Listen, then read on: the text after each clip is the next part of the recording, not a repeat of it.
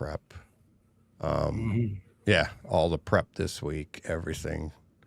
Very excited for this week, Steve. How about you? Why's that? Oh no, sorry. Yes, No, yeah, of course, yeah. yes. In fairness, right? Hello, everyone. Hello, universe. Hello, world. Yeah. I know we've just gone live. Yeah.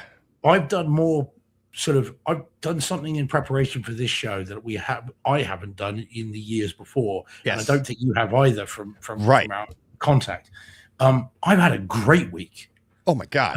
because I have had all kinds of fun going back through pretty much my entire top 10. And rarely I've had time to do it this week as well, just to make sure what's in there should be there, and that the order is more or less correct. So, it's been awesome. It's been It a has. really good week of really good movies. Every year, like I think of this, I think this year it's actually gonna take, but you and I, that's why we're starting on time. We have so much to talk about, so much to get to this week. I think that after this week's show, never mind what you and I talked about weeks ago, what we're going to announce later on. Yeah. Mm-hmm. After this week's show, I think every episode after this, every show after or whatever going forward is going to be affected because more so than any other year, this awards show is like, I think after every episode, we're going to be like, so where does this rank this year? And that, because that's kind of what we did. And it's, I tried to do in years past, did it the most this year. And now here we are. It's just, I'm like, and we have ideas and we have awards. We actually have an award now. We'll tease that right now, but we have an award and we put it out to everybody, remember? And it's like, we got some great ideas and we'll talk about those. None of those took. We were grateful to receive them, however. But that's how it works, though, right? It gets you thinking, and all those ideas that came in are what, like, okay, not in that direction. It helped. You can't brainstorm without a storm, right? And you need more information, and all the information helped get us to exactly where we are. And I think, as you said, like, is it more perfect? I don't know. I just. Oh man! Oh, it's inspired. Inspired. Yeah. So, and yeah, I can guarantee you one of our awards is going to get mailed out. And you know which one. Which one that is. I do. Right. Yeah. Right. Tom Cruise will be really happy to receive it. He'd be really pleased. It's funny you say that. He is. I mean, we could talk about that right now. It's like Kaleidoscape. They put out their top 100 movies watched, right, on Kaleidoscape, and I did their top 50. Let me see if I can pull that up for you. I actually did it out. Let me see. Is this it? Yeah, there it is. So I'll actually pull it up on the screen for us. Here it is. Share screen, entire screen. There it is. So I did out the graphic. I took that picture. I actually had to do that all in Photoshop because I couldn't fit it to my screen. So I had to take two pictures, put them together, and then put all the numbers over it. This is all in show prep. So, so there's their top 50. All right. Kaleidoscape's most viewed of 2025, most watched movies on Kaleidoscape for 2025. And if I might be wrong, but Top Gun Maverick is like 3 years in a row. Yeah. And I've heard Shane talking to who is it on Kaleidoscape, and I think it goes by view, like minutes watched. It's not like how many, like how you complete, like how many times the movie was completed. So it's like if you keep watching, 2:15, right? That clip, that's 2 minutes and 15 seconds and it's longer than that. But you know what I mean? But if you watch that 100 times, that all goes into the algorithm for Top Gun Maverick. And I think that's how it keeps winning every year. It's just got the most clips. It's like, I got a Kaleidoscape. You want to see a clip? You go to Top Gun Maverick. And that's but it's funny. There it is. It's like, look at those 3 movies in a row, 2 Tom Cruise, and then F1 is number 3. which is, director Kaczynski, is it? Yeah, Joseph Kosinski. Yes. Kaczynski did Maverick, and but it's crazy how these older titles are getting number one. So like number one is Top Gun Maverick. This is, for people listening to the audio only. Number one is Top Gun Maverick. Mission Impossible Final Reckoning is number two. F1 3, Superman 4, Wicked 5, Ballerina 6, Jurassic World Rebirth 7, Gladiator 2 coming in at number 8, Mission Impossible Dead Reckoning coming in at 9, and Sinners at 10, and then it goes all the way down. Casino Royale is at 50 for the year. So yeah, it's a Working Man at 47. I could have done without that. I one. Can't quite. Yeah, I can't work out that one. That's the outlier there. Yeah. Look at Interstellar though at 15. Much older title coming in at but they're all demo sequences. Exactly. Exactly. Thing, which we talked about. Well, I suppose 25 is a bit of a strange one. A Complete Unknown's a bit of an outlier as that's well. That's the title, everybody. Audio only. It's a complete unknown. We're not trying to tease you with the title. It's a complete unknown. It's actually the title. Or as I said in the text, 31. I need to watch that. I've got the 4K Black disc. Bag. Yeah. I haven't seen it. Everyone says it's great. I really do need to get around to seeing that. Yeah. Yeah. It's So, but yeah, that was. I thought that was pretty cool. But that's the idea. Is like, I mean, even with the Kaleidoscape though, it's like that to me is like that's how many people use a Kaleidoscape the way I do it, right? Jumping around, watching scenes, doing that, not necessarily getting up, putting the disc in, watching the entire movie in its entirety, then moving on to the next one, But yeah, so I thought that was pretty cool. But everybody's doing their top 10s or their top whatevers, and so. This week, this is actually, I'd like to thank Jeff from HD Report and our buddy Ralph Potts. How this all started was with Jeff. Jeff put this together years and years ago, and he invited me to do a show with him for HD Report, and he invited me and Ralph, and I was like, yeah, I'll come into this. And what's funny is those two came into it doing discs. Right? The best discs, kind of like Shane did with his. And I'm like, oh no, I'm bringing my, you know me, I'm a little stubborn, Steve, it's like I'm really kind of set in my ways. And it's like, say it ain't so. It's okay. I'll tell you.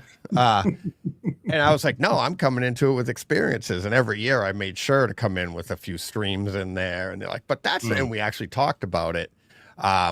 It was an article. That's how it started, because Jeff was writing articles for HD Report, and I was happy to be included. So then we did the next year with the three of us did it because I was alone. And then, so that's how this all got started. So thanks to them. Ralph's going to be on soon anyways. I was hoping to have him this week. But with the holidays and everything, him and I have been chatting, but maybe for next week, we'll see. But, and I talked to Jeff recently. He's still doing HD Report, but he's doing some stuff out in LA right now. If you follow his Twitter feed on HD Report, he's doing well. He said, sorry, I missed your 500th show. He's like, I can't believe it's 500.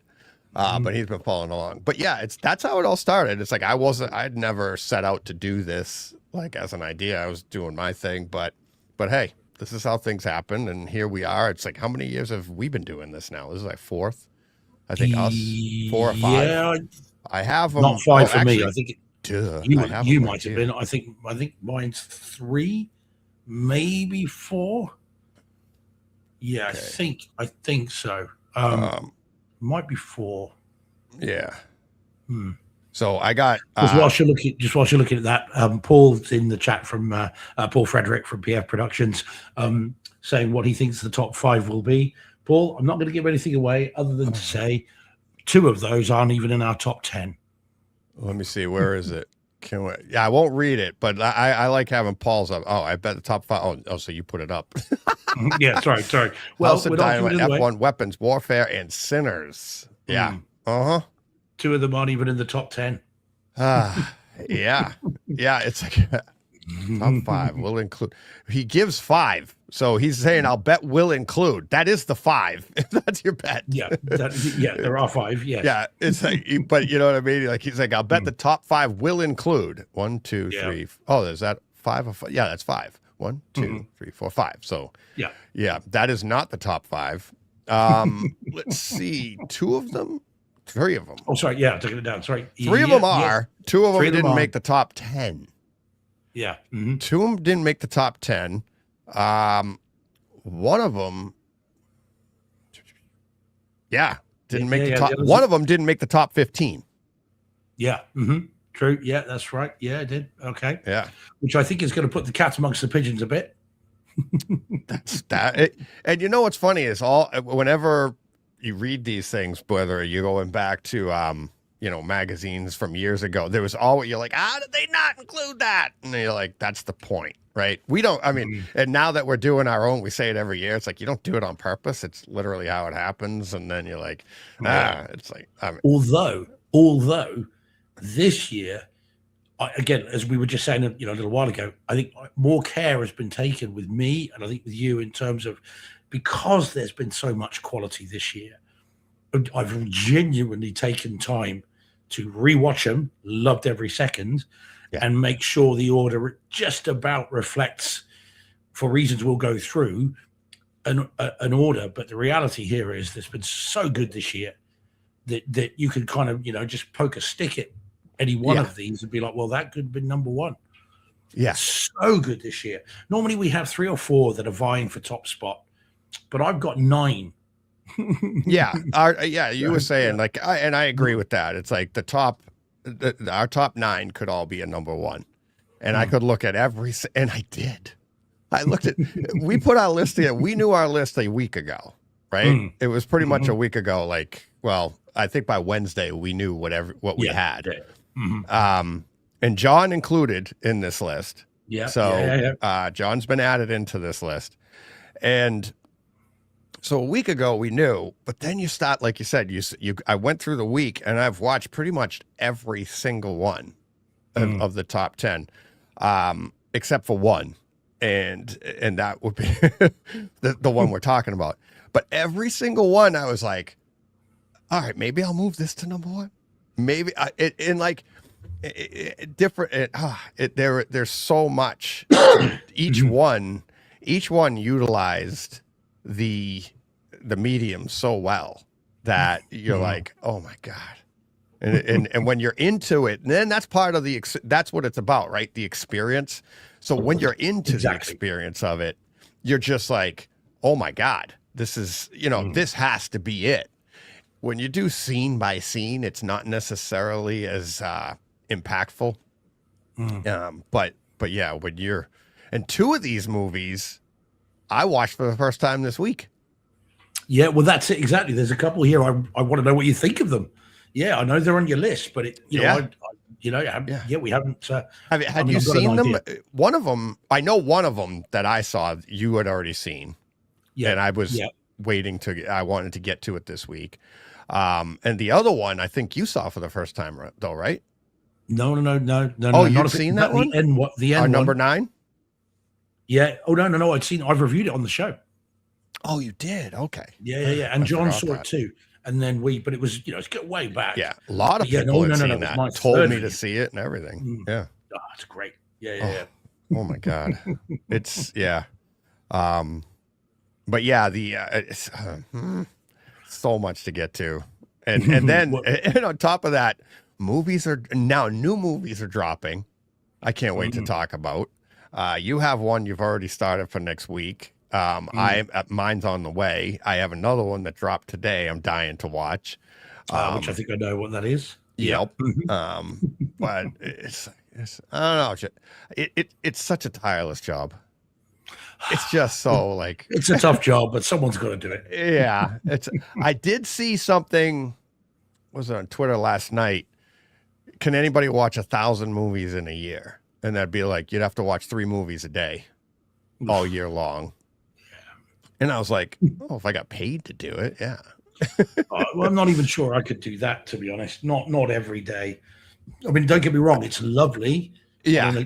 When you've got a spare day to be able to do it, even though you feel mildly guilty when you get to that third one. But not every day. It would become but that's the thing though, Deej. It becomes a job, not enjoyment. And I think Right. at that point that it tips over is when you lose it. Yeah. Because if I do 3 movies in a day, and I have done this week, whilst I've been doing this and loving every second, as I say, but I would not want this to be all day, every day. No. That would be bad. Oh yeah. Yeah, absolutely. Yeah, all day, every day. It's like again, I'll probably talk about it with Ralph when I have him on. But people like that and Mike from AV Nirvana and stuff, it's like they watch movies because they have to. They have to review the good ones and the bad ones.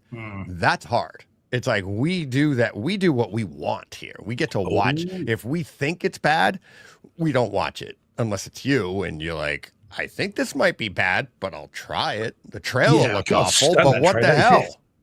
Well, I was going to, and I might, if we get time at the end, I do want to slightly anti-bright side it, Deej. With just anti-bright side what? Anti-bright side. So your worst movie of the year. Just one. You don't even have to explain why if you don't want to, but just one. So at least we can mildly balance it out. Because I know what mine is, and you know what mine is. Yeah. But I'd be curious to know what yours is. Yeah. So have a little think about that. Worst of the year, huh? Yeah, of the year. Yeah, worst HT experience movie, whatever you want to call it, of the year. Because that opens up all kinds of different options. Yeah, I'd have to think about that. Yeah. Oh, yeah. Quite. Well, there we go. Yeah. Yeah, that's a tough one because not for me, it's not. But you know that. Yeah, I have a hard time with that one. Yeah, I've got 2 that I would have, but one is the one I think I said at the time. So yeah. Mm-hmm. All right. You want to? Do you have any other questions you want to get into the show? There's no time for once that, we get into the show, some eagle-eyed viewers might have seen over my shoulder over there on the speakers our new some new decorations in the room right now. But yeah, we could talk about that and anything else. We'll keep it loose this week. Loosey goosey. That's right. All right. Let's see. Where do we get to our media assets? And I need to do a new show open for this. It's not the Christmas one, not the closing, not the.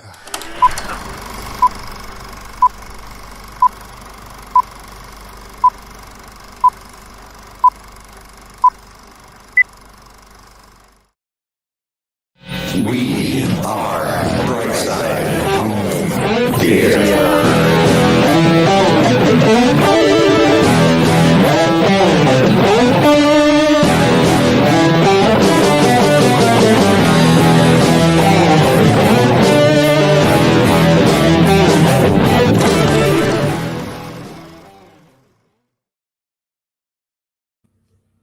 Right off the bat, we had technical difficulties. Hang on. Roadcaster just went kaput right when I did that. Ooh. Hang on. Give me I've got as well. Do you? Oh, yep. Mm-hmm. And that's why we're doing this, Roadcaster. To chat. See? How's that? Yep. Sounds okay. Done. Yep. We're here. We're live. Everything's better. There we go. Mm-hmm. All right. And from the top, and action. And action.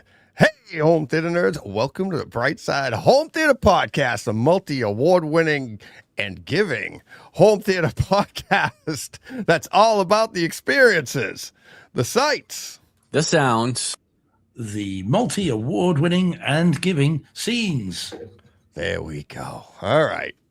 Hey, can't expect everything to be smooth, right? With all the show prep this week. My. It was all about the content this week, not so much about the delivery. Yeah. I couldn't believe, I'm like, all of a sudden I go right into it and like all the sound went out, everything. I'm like, I couldn't hear myself, this thing. And then the Roadcaster does a reboot for some reason, right in the middle. I'm like, are you kidding me? So hopefully all's going well on that end.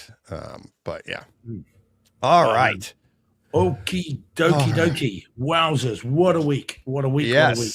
Yes. And the opening, of course, was apt even more than usual because it was a countdown from 10. There you go. So, Yeah. Smooth.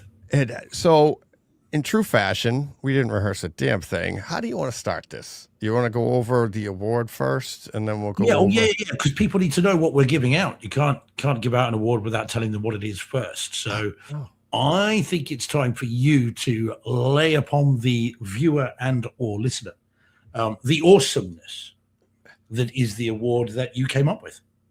Yeah, it's that I'd say because it was your great idea. Yeah, but it came from everybody's information and people. It couldn't, like I said weeks ago, it can't be the BS awards, right? You can't do that.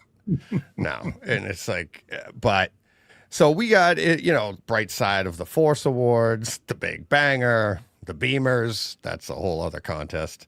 The Shining picks. But we did, and Greg sent in a few, and this one was really good. I thought the Loomies from Bright Side. It was like AKA Bright, could be best overall picture or something like that.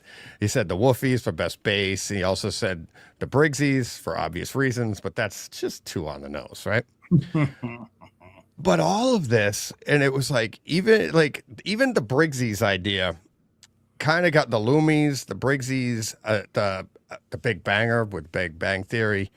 But the idea of it was like something about us, something that like, how do you come up with that?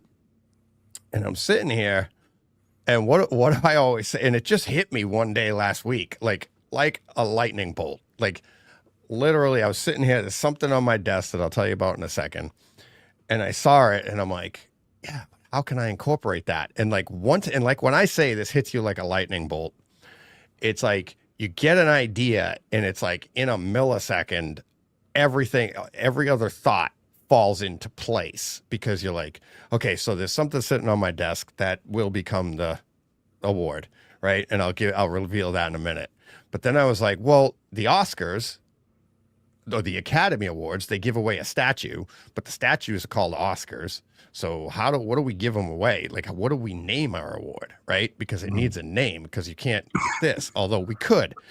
Now, this is also all inspired by #dork. They have the Dorkies, right? And we were that. Now, again, you have the Dorkies, and of all things, have you hit on that one yet, Steve? On what this one could have been called if we don't name it, because the Dorkies and the, you know what I'm saying? So it's too on the nose with that. If we just left it So people right now are like, what are you talking about? All right. So I have this little guy sitting on my desk with everything that's been going on, and this was months and months ago. I got this. This little guy is sitting on my desk, and it's a positive donkey. Okay. Larissa gave it to me with all the crap going on. Like something went south somewhere, and she's like, and it's like, you're a badass, get to it. Right. So they give away these, or not give away. You can buy the like $9. I know what they are. They're $9. On Amazon.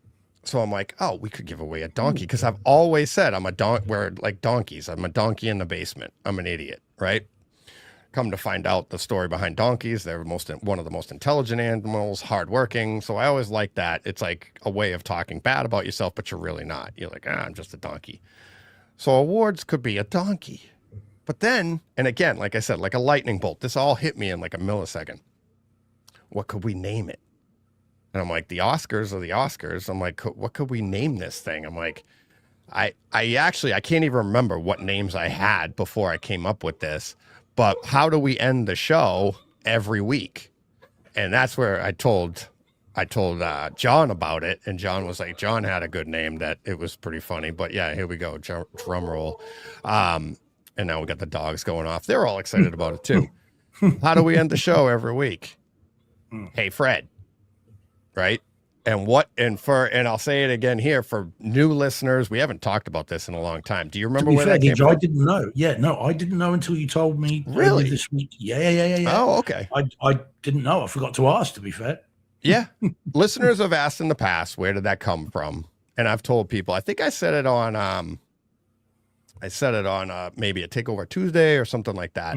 But where Hey Fred comes from and why it's Hey Fred Productions, and this goes way, way back to chat too. Maybe that's where I told it too.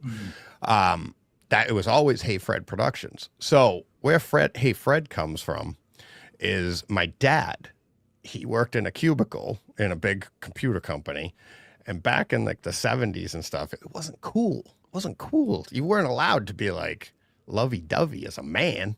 So in the cubicle, you couldn't hang up with your wife on the phone where the whole building can hear you and say, love you, bye, click, and hang up. So he used to say, Hey Fred, instead. And then it turned into he'd leave sticky notes around the house for my mom. Hey Fred, just as a reminder. It meant I love you. So that's how I ended the show, like, Hey Fred. And it's like, and I love you. Thanks to the listeners. Love you. Bye. That's where Hey Fred comes from. So how do you not name your donkey, your award donkey, Fred? It's a Freddy. Oh, So you yes. see? And and then the award is the I love you to this whatever is going to win. And if, like I said before the show started, we have 4 of them sitting back, 3 actually, but there's 4 awards for this year. Maybe it'll expand next year because I thought of doing it and doing even more now that we actually do have an award, which I thought was funny because a couple of weeks ago, you're like, should we do more awards? I go, nah, let's stay in our lane and just do one. And here we are. Well, I like to inspire. Yeah. So, and you did. So we have 4 awards this year, and we'll get to them. And that's the image that I had. That's the first image I sent to you guys. I made up these little donkeys. They actually come with like a little placard when you buy them on Amazon, and I changed it. I printed these up. But this one here I sent to you guys, and I'm like, oh, great, for the home theater experience of 2025. But it doesn't say what it is. So I had to redo all the graphics. I had to redo all the cards and everything and change it. So those are what are behind us right now. But this is the little guy. This is the little donkey, and they're about yay big. There's a bunch of, I'll grab them later. They're that big. Yeah. And I've just found them on Amazon UK. Yeah. So Can I get a fake one then, Deej? Can I do a fake one? they're all fake, really. Well, I but made they're not printed. You have to send me the little thing so I can print I could it say up. it'd be easier for me to print out the little card and have you hot glue it yourself. All you do is that little card is just hot glued to them. So, man. so yeah. So All right. So here begins my campaign then. For your consideration, Deej. Yes. Okay. Second best co-host on Brightside Home Theater podcast. Steve George. Okay. For your consideration. for my Second best co-host. Yeah. Campaign starts now. second for next best. year. Yeah. Is that what you get a donkey for second best? Everyone gets a trophy? Yeah, well, I obviously John's first best. All right. First, I get to be but the see, co-host. I don't consider any of us hosts or we're all hosts. So we're all Okay, well, hosts. third best There's no host then. Yeah, I it's think like, no, for your consideration. it's a three-way tie. It's a three-way tie. I'm glad you said tie at the end. Otherwise, all kinds of other things come up. Anyway, Oh boy, and we're off to a running start. best innuendo goes to. Oh, and I just got a text. The reason the dogs were barking, the fourth donkey has arrived in the building. Hey, is it a real one? Is that what The set fourth, thumbs up? the fourth Got back donkey from has Mexico. arrived in the building. So, Hey, nice. give me the thing. I'll glue it. Larissa just said. All right, I'll take. Yeah, if she's watching, get in here and grab it. Okay, hang on. Okay. Oh, damn it, Jordan's. I'm not even winning that, right? Jordan What's just says that? the award for second best co-host go to DJ's hat. What Yeah. the hell? I'm like third best. Third co-host. best. There we go. Sophia. God damn it! What the Yeah. heck? And the reason Steve's upset is because he can't argue. He's like, No, yeah, that's I'm not a arguing. good, Fair good play. choice. Good All's choice. best. Yeah. Yeah, let's see how we go. Yeah. I'll take what I get given. You Yeah, know, that's funny. I know most British co-host on the right side. Yes. Then I've Yeah. got that. There's the category of one. Yeah. I'll probably come second then. How about John the- Thompson will come first. Yeah. Oh boy. Yeah. That's funny. That's funny. Oh man. Yeah. I'm nowhere near your house. Yeah. So yes, so this is what they are. For forever forward. The donkeys are called, because that's the thing. The dorkies, the these are the Freddies. donkeys, The Freddies, these are the Freddies. So these are the Freddies. You're winning a Freddy. And as you said earlier, like, are we mailing these out to the studios? I'm like, sure. That'd be nice to know. That'd be nice to see. Yeah. And it gives you ideas, right? Like all of a sudden you're like, now we're like, oh, we could do this and we could do that and and I'm like, so first and foremost, I would like to set a rule. It's gotta be for like experiences or not products. We are not. We are not getting into that. There are so many people out there doing that, and there's so many products out there. We are not ever doing products. No, especially not hair products. No. Well, yeah. Well, yeah. Polish all day long. Yes. Hair polish. But it's going to be experiences. And I think we have 4 for this year that are perfect. 3 of them will go on. I think 1 is going to get retired immediately. and we can, and that's the rule. We can make those rules, right? We don't have to keep doing the same one, but 3 of them will go on, and maybe next year we'll add a few more to that too. And that's why I said I think we'll keep an eye on it as the year goes and talk about it as we go and what's going to be the best and stuff like that. Already have stuff in mind for this year, and one of them we already talked about, because we do have a list here that includes some without 4K, some without Atmos or and we talked about that this week. But yeah, so yeah, is that exciting? It's awesome. It's very cool, but I do want one. I'm just saying, and if I have to buy an English one and mess with it, then I will. Well, I think the best thing is I could just, if you bought the donkey and then I just mail you the little card and you just. Or email it and I can print it off. I mean, I've got to print it. Yeah, I do them on I have Larissa has card stock. I cut it and print it. Your glamorous assistant, Deej. Yep. Oh, where are you going? All right, hang on. I got to unplug my headphones. She doesn't want to be seen. Hang on. I can see the door.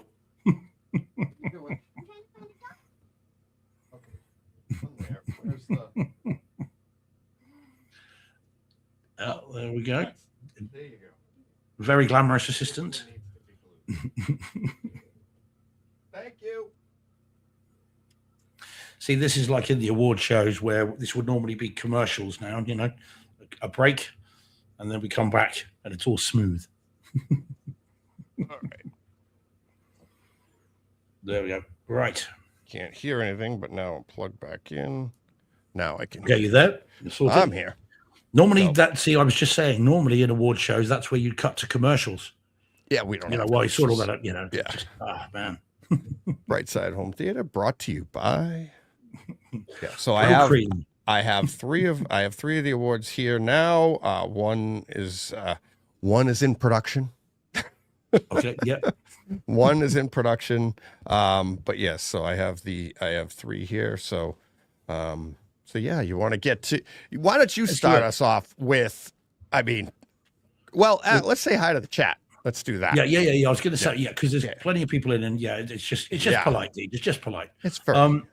So Jay Van Gool was in first, hey Jay, is in with some CES chat, which we might get to.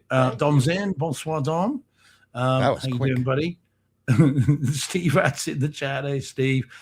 Paul Hurt's in, recovering from some surgery, so we're not allowed to make him laugh, Deej, without giving him some warning. So hey, Paul, hope you feel better soon, buddy. You're not in too much pain. We might just send you to sleep, then you'll be fine. Yeah.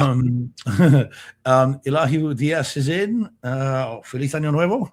So he's in. So saying hello to him. Paul's in. Paul Frederick from PF Productions. I think we're going to have to start calling him Paul F, because we've got Paul Hurt, and we keep saying PF Productions, but we know it's Paul. So I think it's going to have to be Paul F. Paul F for Freddie. Okay. There you go. There you go. Works.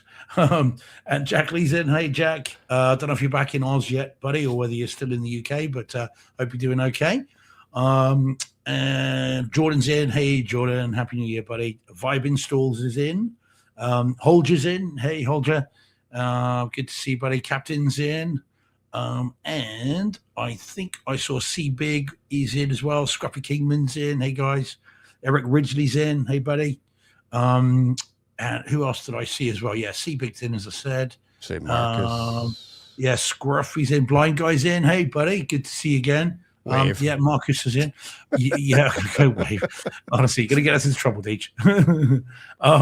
Yeah, no, lots of people in, and good to see some people that we haven't seen for live, at least for a couple of weeks. So Yeah. that's good. Yeah, So nice. we are here. So indeed, 1, 2, Freddie's coming for you. There we go. Just need the music, Deej. One, yeah, except oh my god. Let's see. What did I want to do? Yeah. Okay. All right. So Oh, but whoops. we're all here, President correct, gathered Nice. and assembled. All right. Hush descends upon the crowd. For All right. for the unveiling. Now, what are we going to do there, Deej? Are we going to rattle through 29 to 11 quickly then, or are we going to just go straight in with the 10? Let's talk about the 29 through 11, however you would like, because Sure. so let everybody know. You want to do a little bit of background. I have a list here that in Excel. Steve sent me 20. I had 16 movies. Steve had 20 movies, and John sent us his raw top 10. And because of John and his work and everything, he's like, I don't know what I have. He wasn't even sure he was going to. I'm like, no, please do. He's like, you don't have to use it if you don't want. I'm like, nope, we're using it. So what we did was, even Steve and I, we had some movies that the other person didn't have. So for rankings in years past, what we do is if it's your number one movie, it gets a score of 1. And if it's 2, it gets 2. And then like golf, the person with the movie with the lowest number is number 1, and so forth all the way down. So how do you score it when the movie isn't ranked by the other participants? In years past, what I did is I gave it like a score of 11 because we were just doing over 10 or something like that. I gave it a score of 11 to keep it fair. But this year there was a lot of differences, especially when John came in, that other people didn't have. So what I did was, Steve and I were pretty close. We had like a few variables here and there. Obviously, he had 4 movies I didn't have because he had 4 more movies. So what I did in that case, and this was even before John came in, is like I took, and you know, with respect to Steve, I'm like, chances are I'd probably see it the same way he did. So the 4 movies that weren't in, I was at 16 movies. I ranked them in numerical order of like 17, 18, 19, 20. Okay. So then when John came in, if it was a movie that Steve and I didn't have together, it would get the rank appropriate to what that was. But Steve and I had already had ours put together. So most of them, basically the top 12, I think, were already ranked. And so if John didn't have it, and then it would get the corresponding ranking. So the next one after that would be 11 for John, then 12. And that gave it what worked out really fair scoring to everything. It kept everything, you know, right in order. It did one flip flop. It took 1 out of the top 10 and flipped it with another one that was 11th, which was really funny. And I love that it did that because it was a, you know, we'll talk about it when we get there. But like Steve said, the top 9, you could literally just, any one of them can be top 1, 2, 3. Yeah. And we have a great mix between discs, Kaleidoscape, and streaming. It's, I mean, we have, even in the top 10, we have 2 movies that are streamed. One of them almost made number 1. Almost made, it was very close. Very close until John came in. And he didn't rank it, but it still kept it the way it was. So that was cool. I was glad to see that. But yeah, it's so yeah, that's how we ranked everything. I'll show the graphic afterwards. I'll post it online and how everything shook out and stuff like that. So, but yeah, you want to start us off with the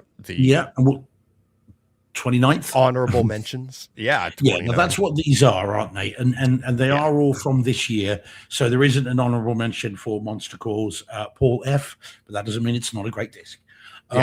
So okay, so yeah, so we'll do these quite quickly then. So because some of them you haven't seen, Deej, and I could talk very quickly about them. So 29 then is Final Destination Bloodlines, which you haven't seen, Deej, I'm assuming. No. Okay, so the most recent Final Destination movie, it's supposed to have been a reboot, soft reboot, which it is. Beautiful looking Warner's disc, really good sound.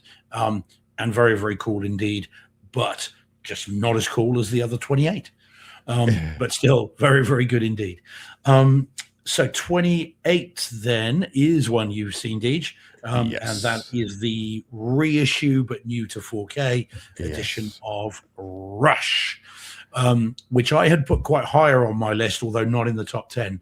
And yet it says what a good year it's been that it isn't higher, because it was an awesome disc and an awesome sound as well. And we both really enjoyed it, didn't we, Deej? I think we both thought it was great. Oh yeah. And absolutely well worth picking up for anyone this side of the Atlantic, because it's only out, I think, in the US, and I had to import it. So for those over this side of the Atlantic that want to get it, you cannot go wrong with that disc. It is well worth picking up. Right, do you want to talk 27 then? Because I haven't seen this.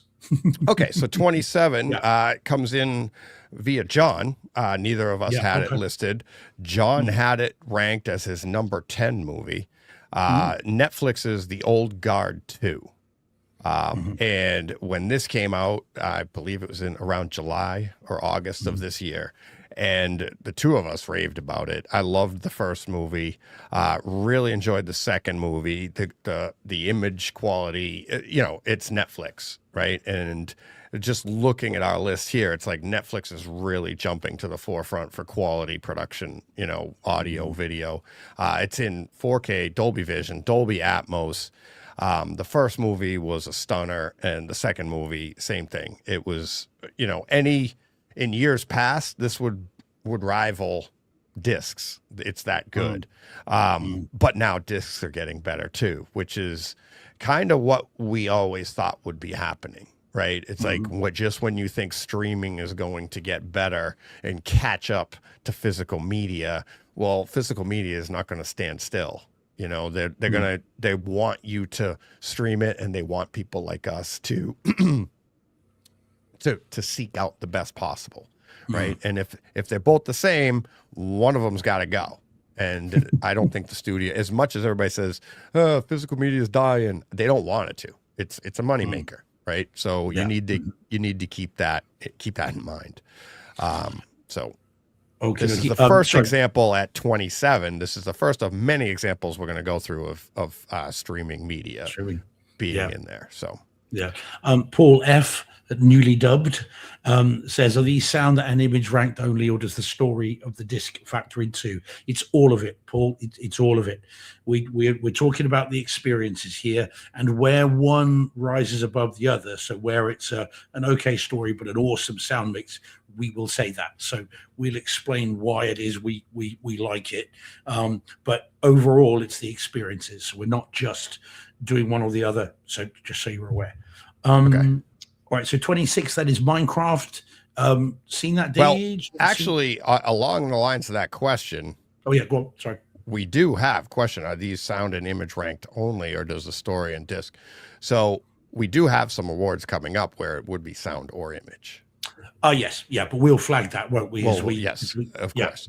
But yes, it is the overall experience, as you said. So everything comes, and that's it's going to be interesting to talk about. It's a great question, Paul, because it is going to come into play.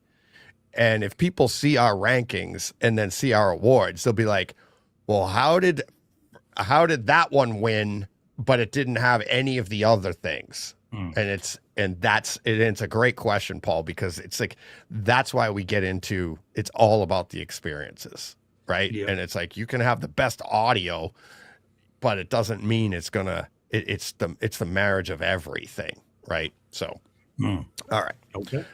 All right. Moving on.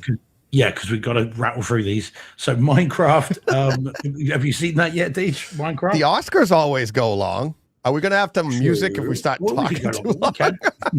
Yeah, someone said that earlier. Yeah, we're going to get the music track after 5 minutes. Yeah, exactly. So yeah, Minecraft. Have you seen that yet? No, Yeah. I have No. not. Okay.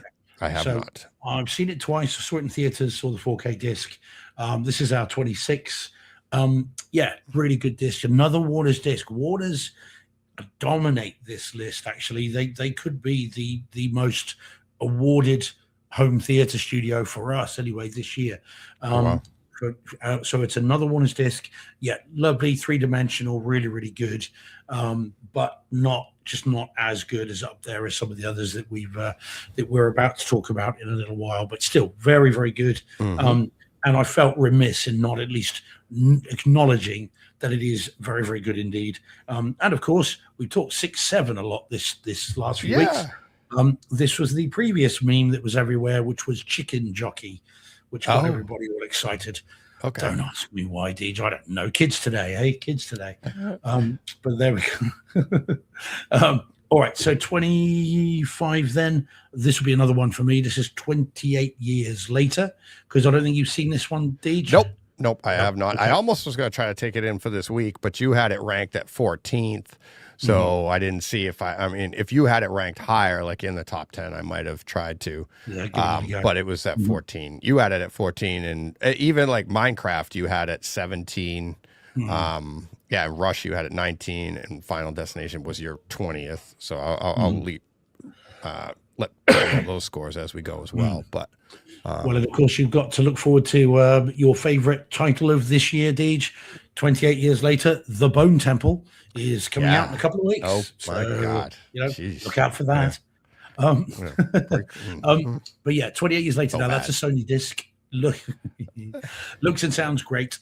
Really, really good. And an interesting story as well. Bearing in mind that he's telling a story that last was taken up in 2007. So really clever. Beginning of a new trilogy, and they have greenlit the third one. So they're obviously happy enough with the first one and the second one that's yet to come out. But yeah, it's a really good disc. Really well done and well worth seeing. And again, could easily have been higher on any number of lists. Very, very good. So yeah, well worth seeing.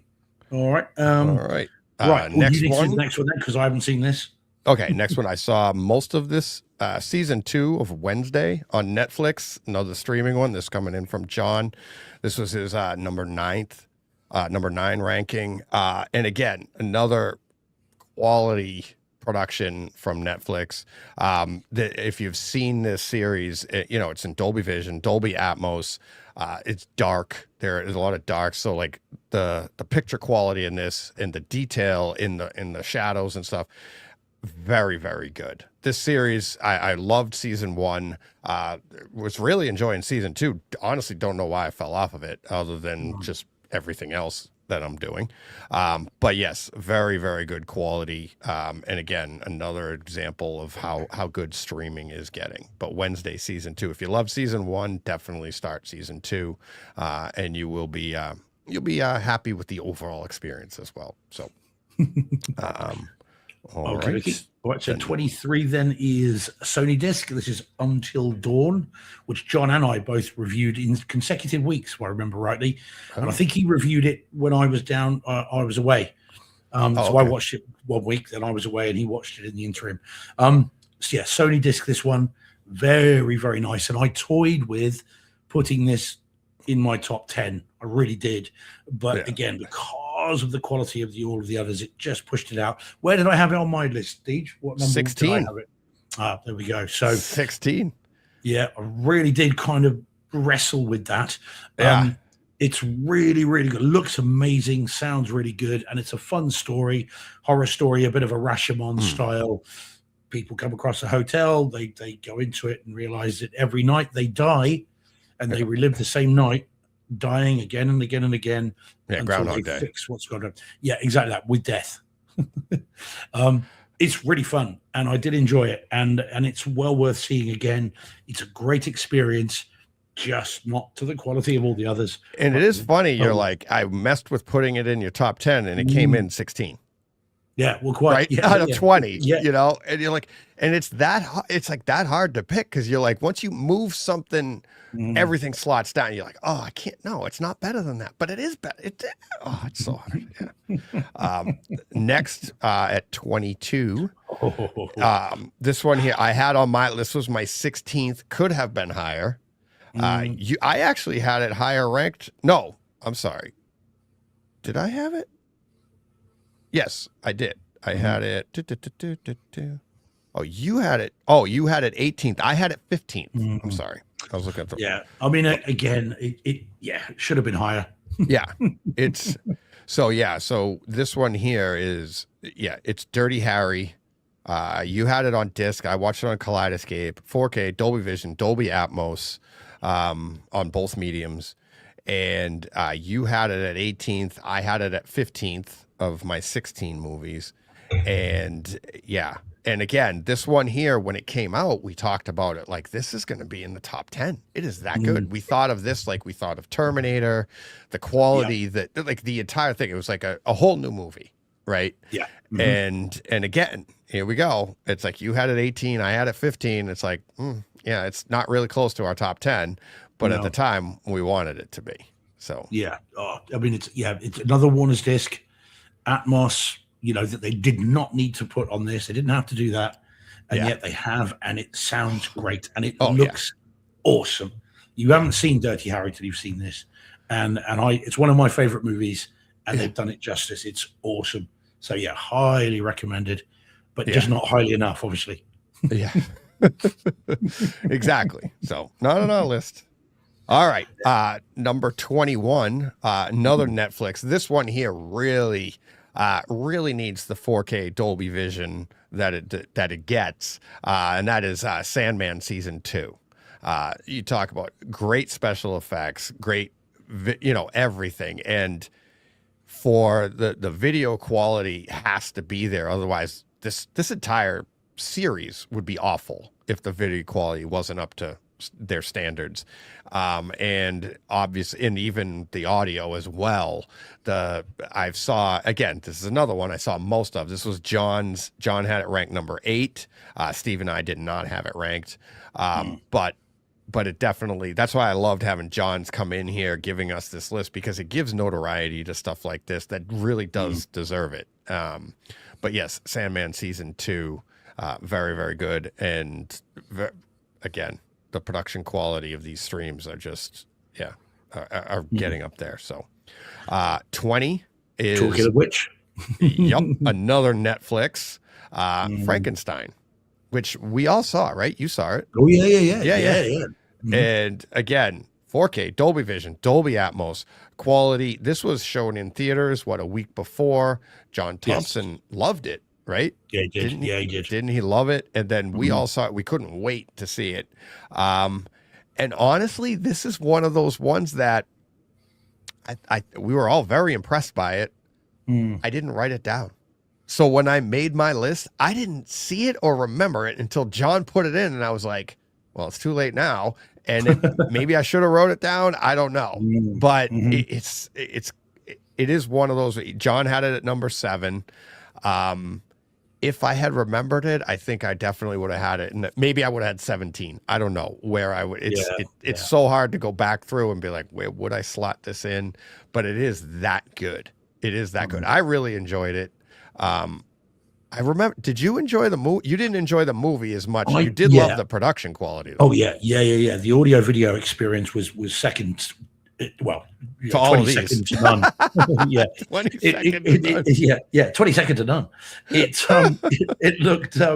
It looked and sounded amazing, but my problem was it just hewed too closely to the story we've already seen, and so every beat of it was just like, okay, I've seen this, okay, know where this goes, and I found that tiresome, but I did love how it looked and sounded, and Guillermo del Toro could. I mean, that guy could film a phone box and make it look gothic. He's incredible. Well, if you put Superman in it, yeah. Well, I did Super Frankenstein. Although Jacob Elordi, was it, that played the monster? I think it is, and he's apparently in the front running to be Bond.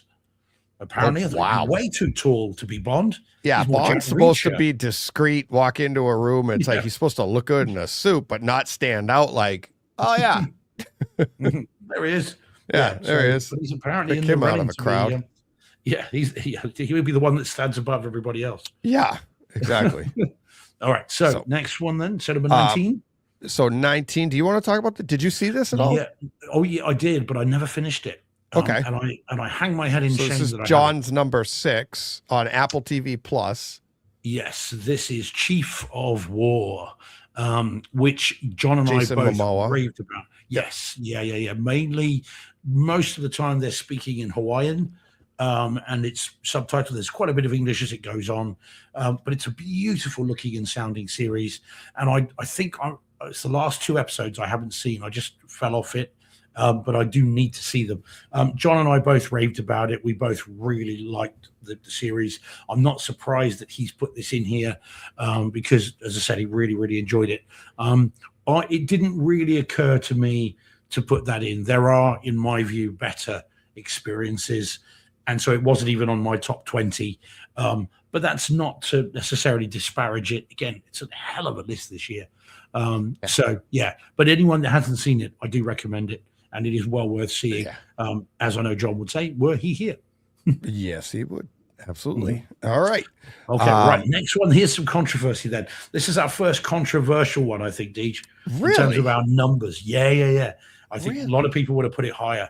Yeah. Oh, okay. People are Yeah, gonna be upset with us. Okay. Yeah. I think so. Have Yeah. at it. Yeah, have at it, please. Yeah. All right. 18? At our number 18, both Steve and I had ranked. John did not. Steve taking it on disc. I took it in on Kaleidoscape, 4K, Dolby Vision, Dolby Atmos. This year's 2025 Superman. Yeah. And yeah, to get it. And Steve had it as his 15th. I had it at my 11th, right outside the top 10. It was people can come at us for it, but I mean, obviously I know you and we can both justify everything that's ahead of it on our list. I'd be like, no, it didn't have that overall experience that the ones ahead of it did. I agree. So, and it's funny because we have some movies here, like our number 10, I had this ahead of it, but because of the scoring with the 3 of us, that's how it shakes out. So, it's a great movie. It's great HDR. Really, really great. I mean, it's vibrant. It's everything. I thought everything about it is great. It's fantastic. The audio, spinning around the room. There's so much action. There's so much that one particular scene with was it Mr. Fantastic? Is that was Yeah. Yeah. And like he does the whole bubble thing and that audio around. I mean, there's so many great demo scenes in there, but I think this speaks more to the rest of the list than it does to the movie itself. Yeah. I think that's right. I mean, again, and of course, another Warner's disc. They are everywhere in this list, including the next one. Because I only watched this disc recently, and funny enough, I put it in our folder to talk about, and then I took it out again because it was there a few weeks, and I remember thinking, well, I liked it a lot, but it's not enough to then redo it. So eventually, I just took it out. Because it does look really good and it sounds really good, but it doesn't, to me, sound awesome. Yeah. It's not a kind of get in here, see that, check this out. It doesn't really ever do that. So it does look great, sounds great, but not to that must see, drop everything, come see it. And that for me is why it was down my list. Yeah. When you compare it to some of the barnstorming experiences that are above what we it. have coming. Yeah. Yeah. Exactly. All right. And the next one's controversial as well, then, Deej. Number 17. Oh, we're going to get trouble for we all had this at the time. We all said this could be the home theater experience of the year. And here it is at 17. Both you and I had it ranked. I had it 12th. I'm sorry, I had it 14th. You had it 12th. You're on disc, me on Kaleidoscape, 4K, Dolby Vision, Dolby Atmos. John didn't have this ranked. But weapons. And we both had it.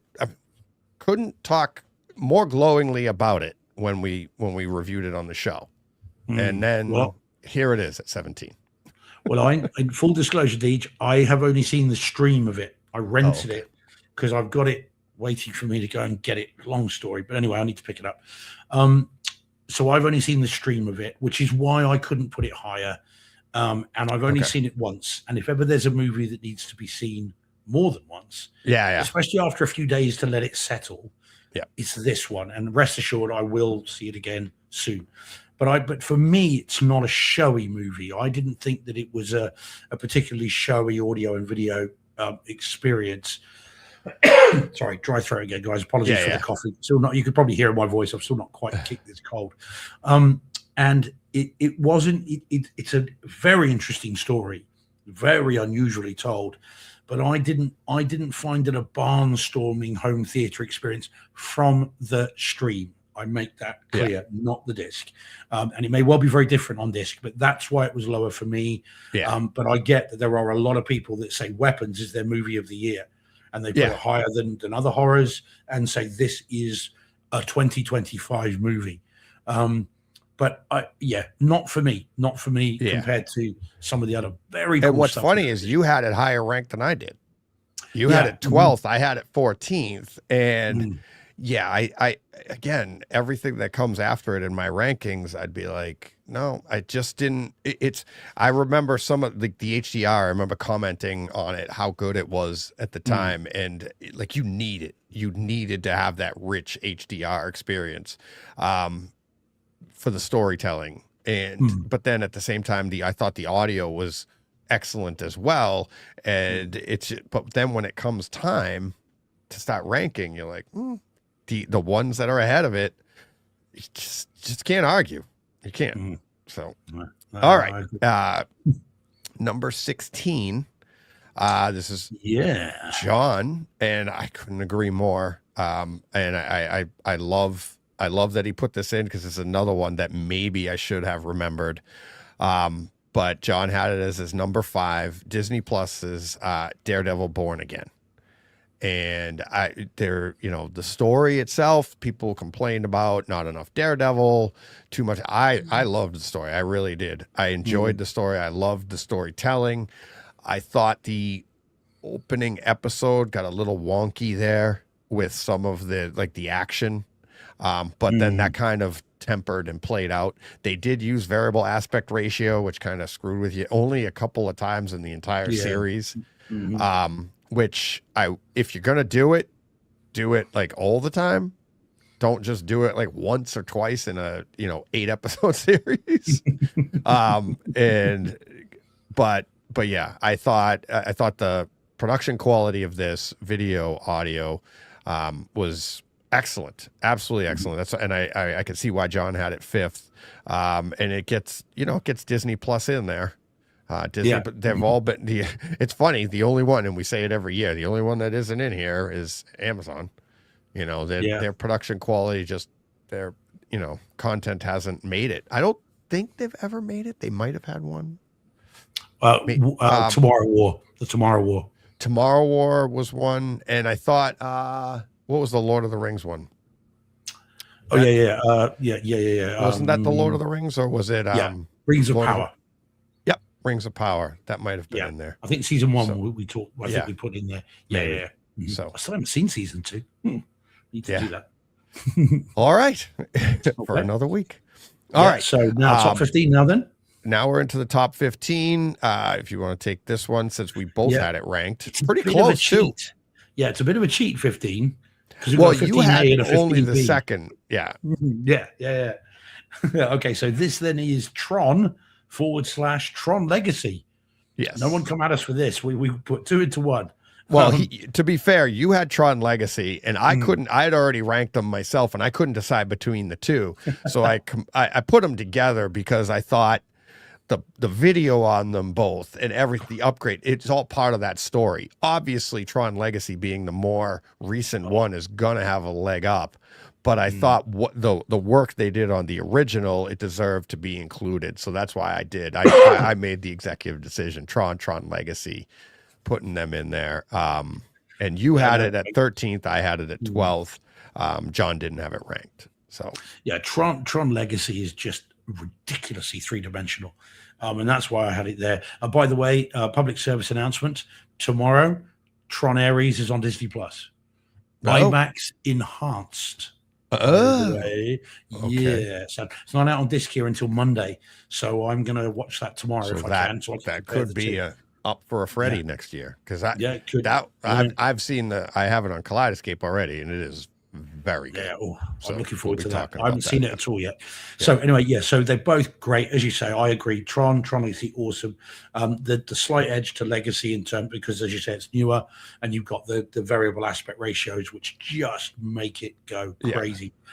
It's beautiful and really, really good. So yeah, well, a worthy entrant at number 15. Yep. So that takes us to number 40. Deej, you better talk about this. I haven't seen this one. I haven't seen it either. This is John's entry, his number 4, Stranger Things season 5 on Netflix, 4K, Dolby Vision, Dolby Atmos. I can only comment on the other seasons, and this is one of those series that, I mean, you're not watching this out in the living room. You're watching this in your theater. This is, I mean, every seasons 1 through 4 are home theater juggernauts. So I see why I'm glad he's been keeping up on it. That's why there's 3 of us. I haven't started it yet. It's one of those like I know once I start it, I'll just be like, I'll just binge my way through it, and I don't have the time. So I want to when I get it. This would have been the week to do it. I could have had some time, but I took the time to watch a whole Revisit revisit all of these things. So yeah, Netflix. This is the last Netflix or streaming content we talk about until literally the top 5. So Yep. so yeah, Stranger Things season 5. Okay, Let's see. so number 13. Lucky number 13. This is John's number 3. And this comes in at this on disc, 4K, Dolby Vision, Dolby Atmos. It was it Dolby Atmos? Yeah. It got the Atmos track. Yeah, it was a new Atmos track. Yeah. The one we've been looking for, the one we talked about, ahead of time. So Master and Commander, John had it at number 3.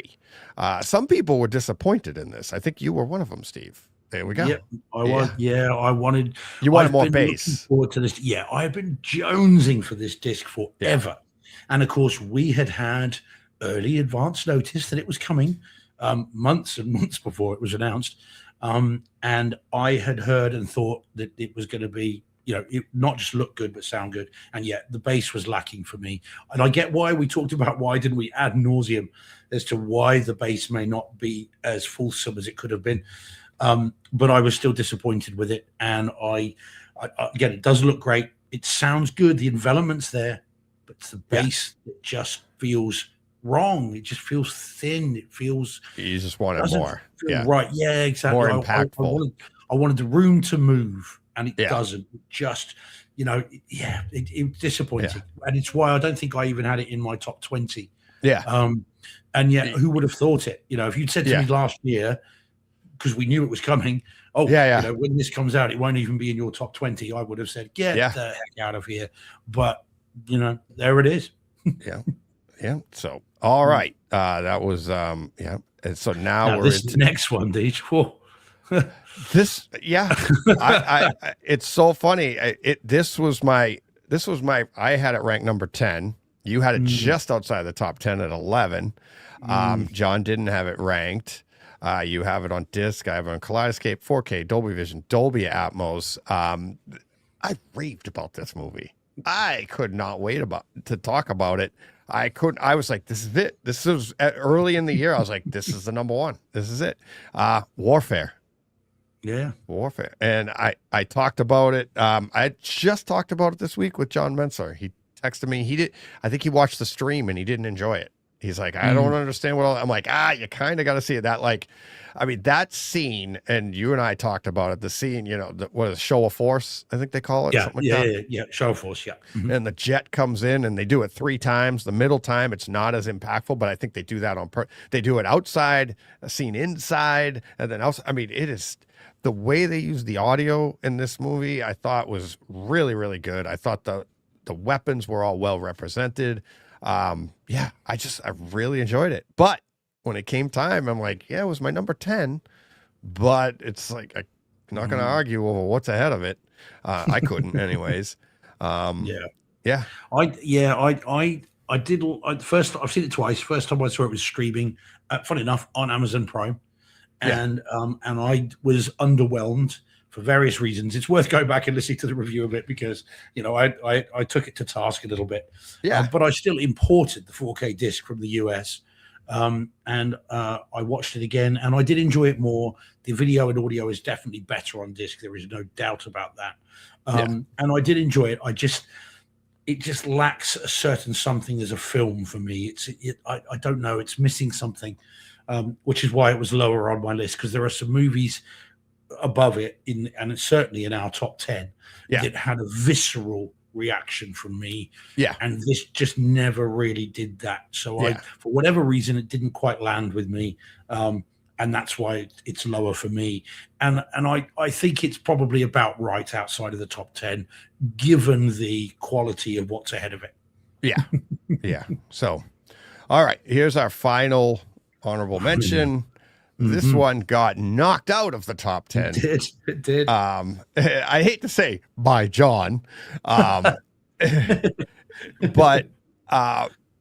because he ranked one that I had ranked and you hadn't, but he did not rank this one. This one I had it at 13. You had it at 7. You had it in your top 10. And John not having it ranked, it dropped it to 11. And that is Mission Impossible Final Reckoning. And so, yeah, you want to talk about it since you had this highest ranked. Quite. I did. No, I was the last person to see it though, because I didn't see it in theaters. You saw it first on Kaleidoscape, way before I got the disc, and then I finally got hold of it and I watched it. And I thought the movie's a bit sketchy. And again, we talked about that. It doesn't really hold together. It doesn't really, I don't think, quite make sense. However, it's never boring, because it's a Mission Impossible movie, and they know what they're doing by now. But it's an absolute kick-ass home theater experience, and I mean there is sequence after sequence after sequence that are awesome. And the one particular one that I think of before the plane one is the submarine sequence. Yes. And as I said at the time, and again, when I was putting my list together, it was that sequence that came to mind. This is what I couldn't rewatch because 3 hours. I mean, that kind of time. So I didn't rewatch it, but that sequence came to mind, and the fact that whilst watching that, someone came wandering into the cinema room who likes to say, "Oh, I don't like movies," and who sat down because that scene was on, and the two of us watched that in silence, apart from, of course, the entire room moving around us for extended periods of time. And that sequence alone was enough to put it into my top 10 because it was so cool. I was, it's a shame that it's just been pushed out of the top 10. I get why. And, the one that's pushed it out is a good film. But I personally thought it was better than that. But I understand why. Yeah. And to be fair, I had it better as well than that. I had it ranked higher. Like the one that did beat out, John had it at literally what we'll talk about that in a minute. But yeah, for me, it was like, it's another Mission Impossible movie. So that was hard for me at the time too. It's like, how do I had this ranked 13th out of all of mine. So, 12 others beat it out. And it was like, there's nothing in that 12 that makes me go, oh, well, this is better than that. Right. It's like, because it's just another Mission Impossible. The length of it. Yes. That submarine scene is great, but it's the overall story and everything getting through it as far as an overall experience. Now, I've seen this movie 3 or 4 times this year. I've seen it with the glasses. I've seen it in the theater a couple of times. It's a great movie. But yeah, I couldn't rank it much higher. So, all right, that's it. Okay. Now we get into, let me see, where is that? Where is our new graphic? I can bring it up if you want me to. It's there. I can see Here we it. go. The new graphic. We get the donkey in the corner. So now we're getting into the top 10. We're getting into our top 10 here. Before we get into our top 10, we have AK this question here. Has anyone seen any official reviews on Tron Ares 4K? Well, I did review it. Yeah. Yeah, I have. I loved it. Yeah. awesome, amazing video. I mean, everything you've seen from the trailers, just the blacks, the reds, everything. I mean, this thing screams HDR. It looks and sounds incredible. Nice. We'll be talking about it more in the next few weeks as it comes to physical media. But having had it on Kaleidoscape for a little while now, I couldn't wait to see this because I didn't get to see it in the theater. But seeing it in all its glory. So yes, Tron Ares 4K, definitely. If you're thinking about getting it, grab it. All right. So here we go. This is we're going to do, this is our top 10. We're going to do the top five, and then we're going to give out a few awards, 3 of the 4 awards. We have 4 awards today. After we do the top 5, 10 through 6, we'll give out 3 of the 4 awards. Obviously, the final award being, home theater experience of the year. Since you didn't have this ranked, let's start off with our number 10. Let me see. Here we go. I'll bring up the graphic. There we go. Number 10. Take it away, Steve. Kingdom of Heaven. Kingdom of Heaven. Well, this is the thing. Like as you say, I'm the one that did not have this ranked. Yeah. And again, as with Master and Commander, if last year you had told me we were going to get Kingdom of Heaven director's cut in 4K and Dolby Atmos, and I wouldn't have put it in my top 20, I would have said again, get the hell out of here. And yet here we are. Now, and I wondered, now this might be scurrilous, okay, and might be completely wrong. So I put that out there.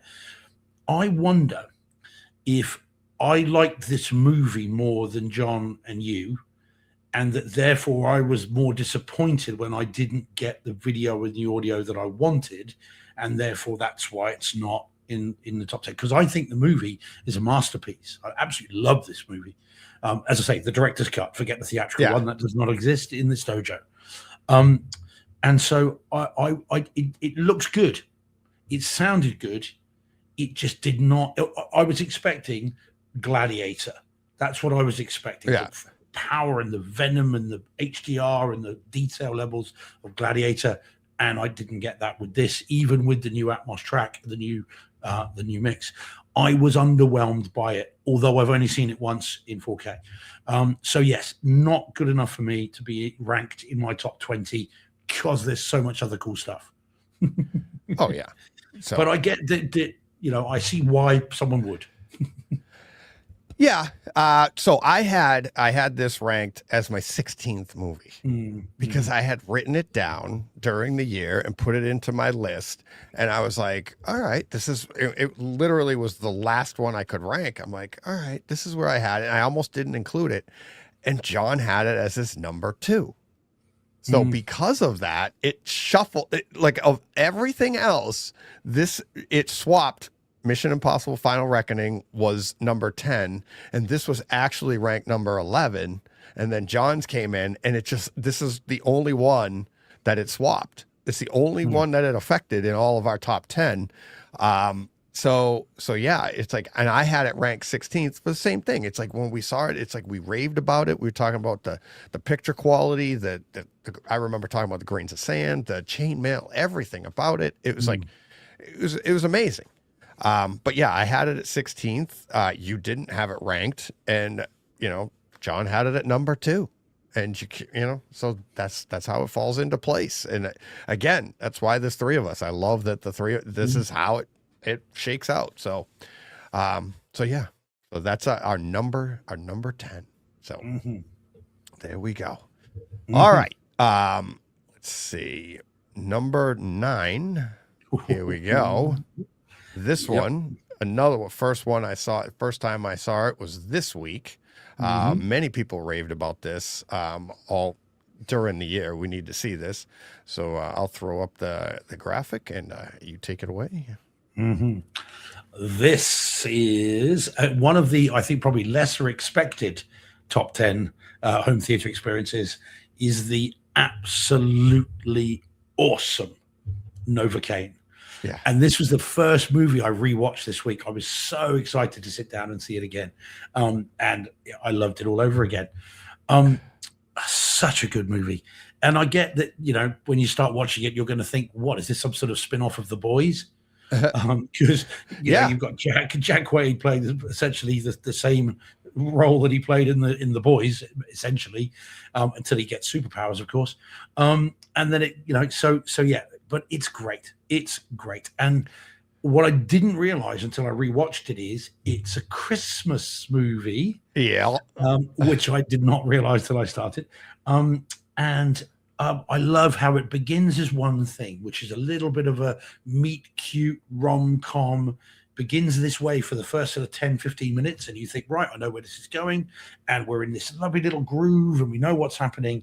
And then suddenly, flick a switch, you get a bananas home theater sequence, and then from then on, it is just all the way, just balls to the wall, and it's great.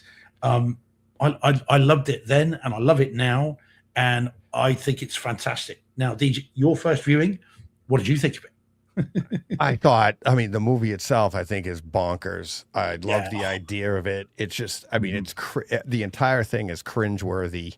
The entire time, you're just, you're like going like this. And it's like stuff like this in real life doesn't bother me. But when you watch it replay, like, what's coming, and the graphicness, if that's a word, of what happens to him. And the entire time I'm watching this, I'm like, this has got to be up there in our top 10, because without the audio, like, this just doesn't work the same. It's not as cringeworthy, right? It's like the punches that he takes, the impact of everything, the crunching of bones, the splurting, if that's a word, of blood, it's just or things bleeding. I believe you heard.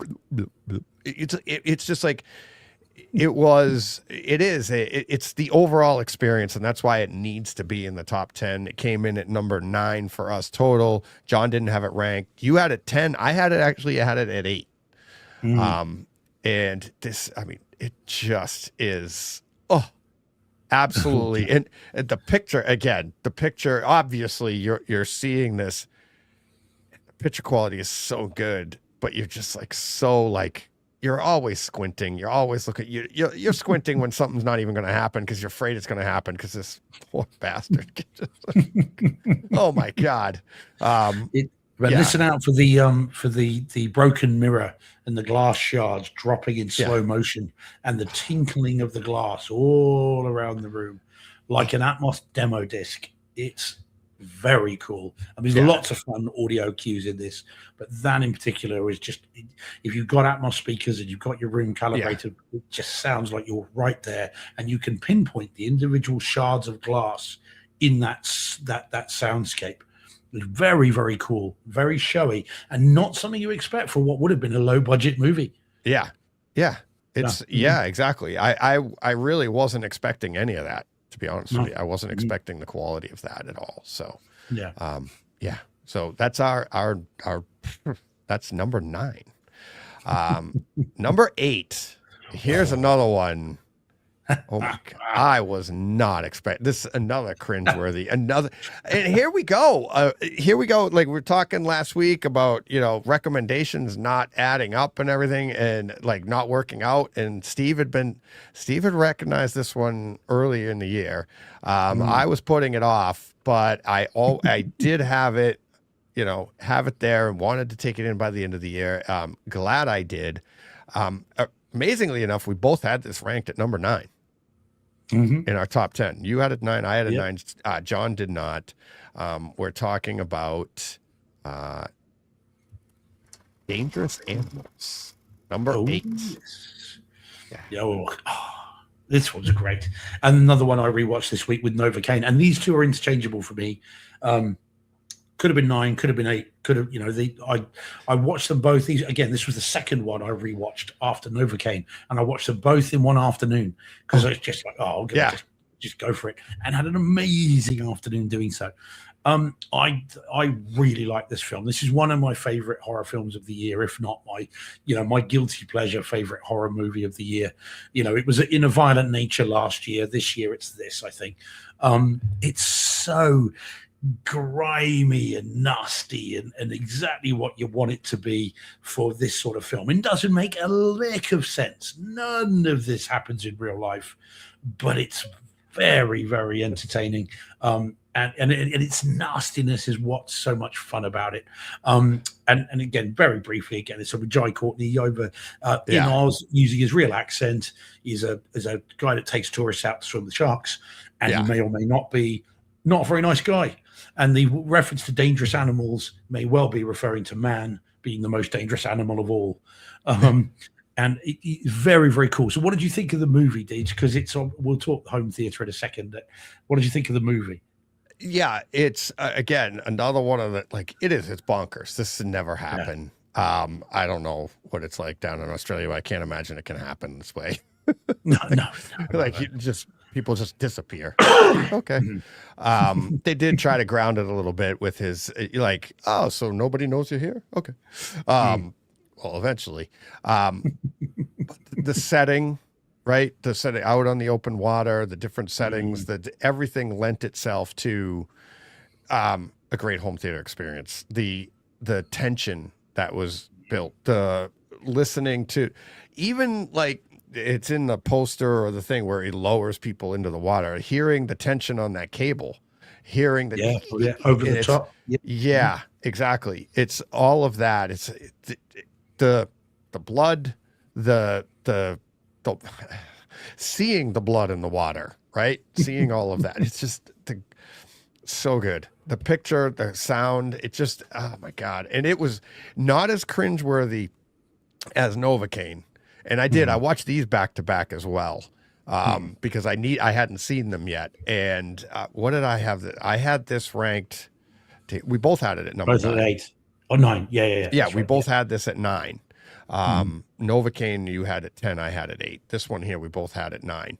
And it just, I thought the difference for me for Novocaine, I thought on this one, now I had Novocaine higher ranked. I just thought it was, I don't want to say more dynamic. I just thought the usage of the sound in that movie, there was so much more. Right, where this is more about the setting and everything like that, whereas I thought there was some more action scenes that lent itself in Novocaine, and that's why I had it slightly higher ranked. But you had it in reverse. You had this higher than Novocaine. Yeah, but as I say, it's a toss up between the two. Yeah. I mean, I really did have to think long and hard about where these two were going to be. I knew they'd have to be in the 10, but where was something that I wrestled with.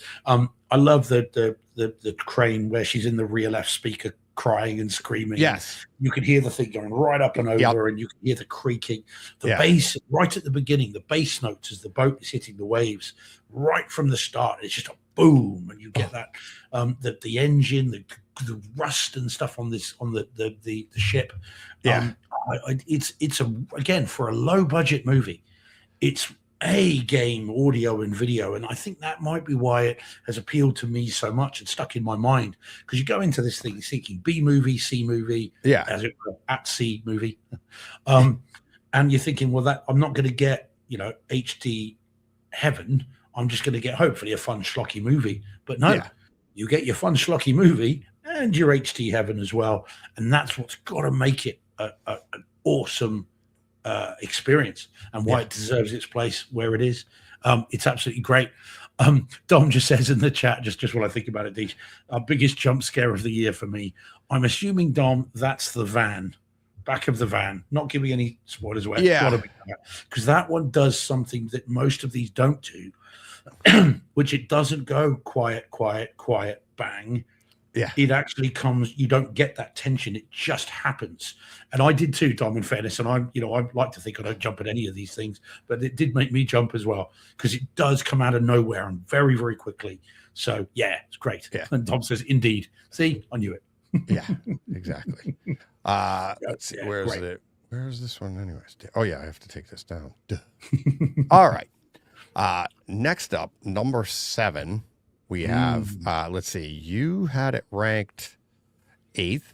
I had it ranked 7. John did not have it ranked. This one here, we're talking. Oh, sorry, DJ. I'm just blind guys just saying, sorry, what movie are you guys talking about? I missed it. We were talking about, we'll recap in a minute, but Yeah. number 8, that was number 8. That was Dangerous Animals. Dangerous Okay, Animals. now we're yes. moving on to number 7. Sorry, Number DJ. 7, Ballerina from the John Wick universe. Mhm. And this one here, demo worthy, like almost all the way throughout, right? Yep. Like that flamethrower scene. This here was, I was expecting this movie to be good. I wasn't expecting it to be this good. The movie in its entirety, right? I think a lot of people were like, I don't want to say John Wicked out, but they're like, oh, here they are trying to, cash in with the John Wick name and whatever. And now, fans of this movie want more. I don't know if we're going to get it. But the audio and video in this, and again, this you have it on disc, I have it on Kaleidoscape, Dolby Vision, Dolby Atmos. Oh, we need to go back for a second just a second. Let's finish with Ballerina. And we need to back up a second and talk about Dangerous Animals for a second too. But we'll talk about that in a second. Yeah. But yes, so Ballerina, yes. Take it. You take it. Because I agree. I mean, it's a really interesting story. It could have been rote and a bit rubbish and just kind of very throwaway, but it's actually a really enjoyable story. And you do get some John Wick, so that's great news as well. I don't think that's a spoiler because it's in the trailer again. Yeah. No Patrick Stewart, but no movie's perfect. Right now, everybody's like, he wasn't in John Wick. I think that's a deep cuts in joke, that one, guys. So this, it's a really interesting story, but its audio and its video is fantastic. The whole thing looks like it's shot in ultraviolet. I mean, it's an interesting picture you put up there. It's like the entire thing is in ultraviolet. Everything just leaps off the screen. The blacks are inky black, the brights are bright, all this neon is just awesome. But the audio as well just is bananas. And as soon as whoever it was, when they were writing the script and someone said, I've got it, right? You know how in John Wick 4 we did Dragon's Breath with our shotgun shell? Yeah. They're like, what about assault rifles that are actually flamethrowers?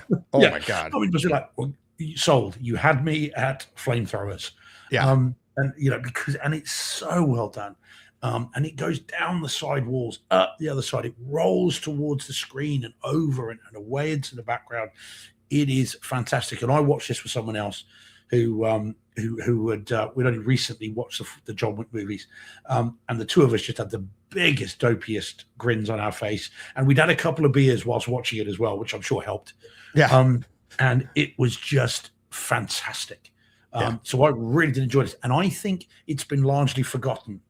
I would be surprised if this is on many people's top 10, home theater movies of the year. I think we remember it, but I don't think many people will, because I think it just got wrapped up in the, and all the other stuff. So I'm very glad we got it at number 7 because we're cool. Yeah, absolutely. We are cool. That is for sure. We need to get a Freddy for that. We are cool. We do coolest hosts of our own podcast award. Yeah, exactly. So, all right. Let me let's go back a second and talk about Dangerous Animals. We forgot to mention that it does not have Dolby Vision and does not have Atmos. That was we forgot to mention. Yes. We talked about that earlier this week. We're like that is one of the movies that doesn't have Dolby Vision or Dolby Atmos. Still made the top 10.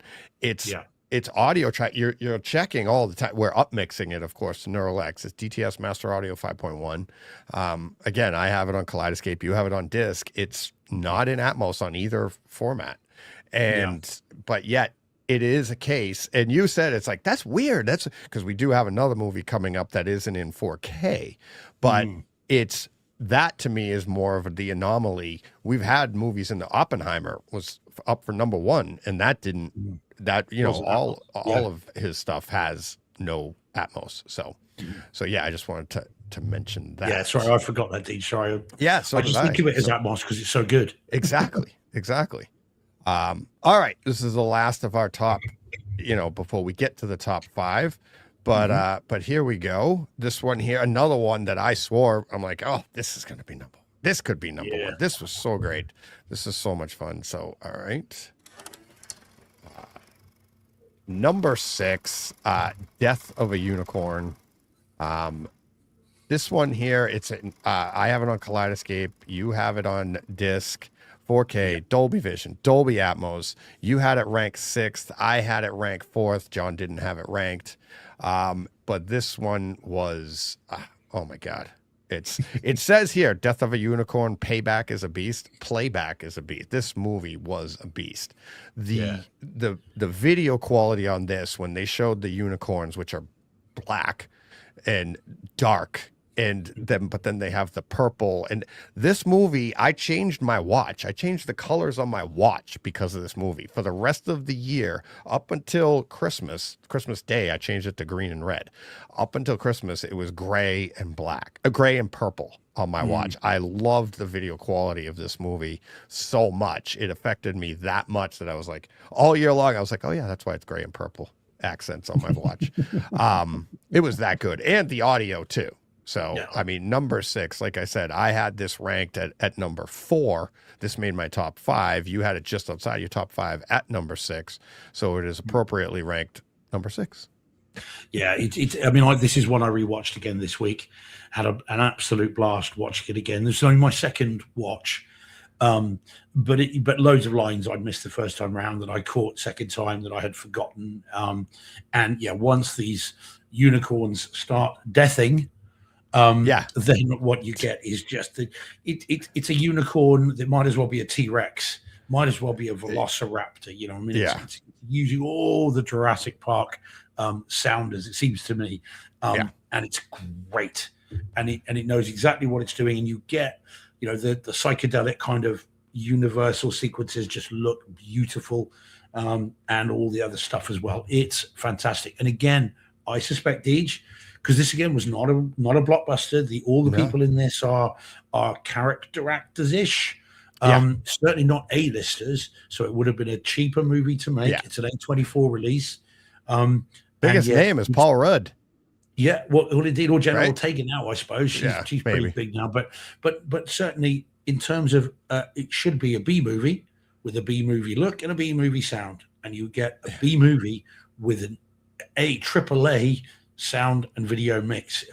It's great, and I'd be interested if others have found that as well. Whether again it's found its way into other top 10 lists, but I'm so glad it's in ours because it was great, and I loved this the minute I saw it. It's an awesome movie, this one. I remember seeing it for the first time and just being like, I had zero expectations for it. I was like, oh, what is this? Could this be? And it really it wowed me in all aspects. Story wise, I thought hysterical. I thought there was great comedy in it, but the story itself, the meaning of everything with this movie, everything has meaning. I thought it was fantastic. So it's I had it in my top 5. So can you imagine? Well, can you imagine the pitch meeting for this? You go into A24, the studio of Midsummer, the studio of all these weighty of Heretic and all these weighty movies, and they're like, okay, thanks for coming in. What's the name of your film then? Death of a Unicorn.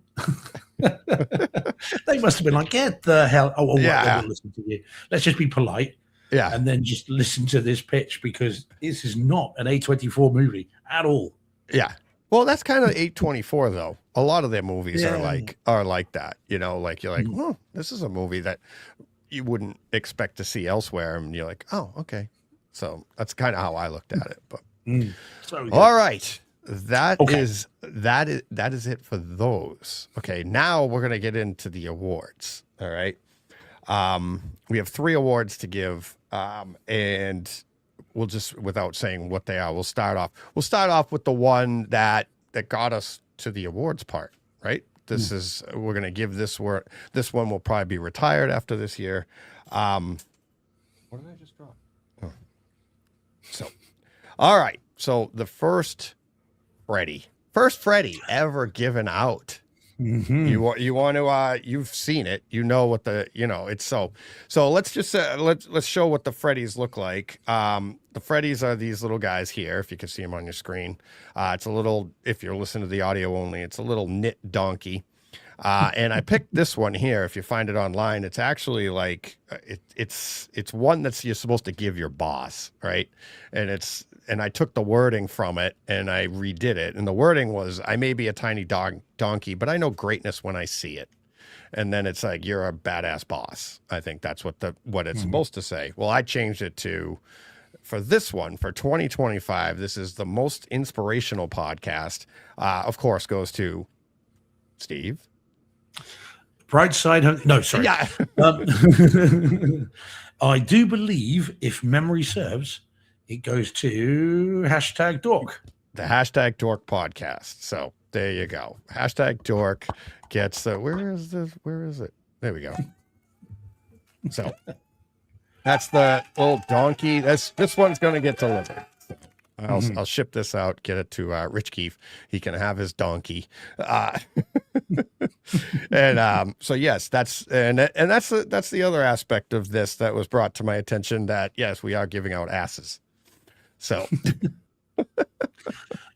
but I think when someone opens it, Deej, they're going to say it's got a great ass. Yeah, exactly. There you go. So most inspirational podcast, of course, because one, I mean, first and foremost, it's everything that they've been doing for years with Movember, right? It inspired us to do what we were doing for Movember. I mean, you can't get a more, and never mind my history with these guys, listening to them, meeting them, giving me the confidence to just even start, John and I starting a podcast. That it was those two guys sitting there and just, the rapport they had. And I'm like, John and I could do that. I'm like, we could talk like that, but can we do it? And then having met them and they had an event, and I went and met them, and he's like, yeah, you should do it. Rich was great. And then meeting them over the years since then. But then, of course, they inspired this whole entire award thing, the Dorkies, and then they're giving us award. They knitted out a straw. Yeah, there you go.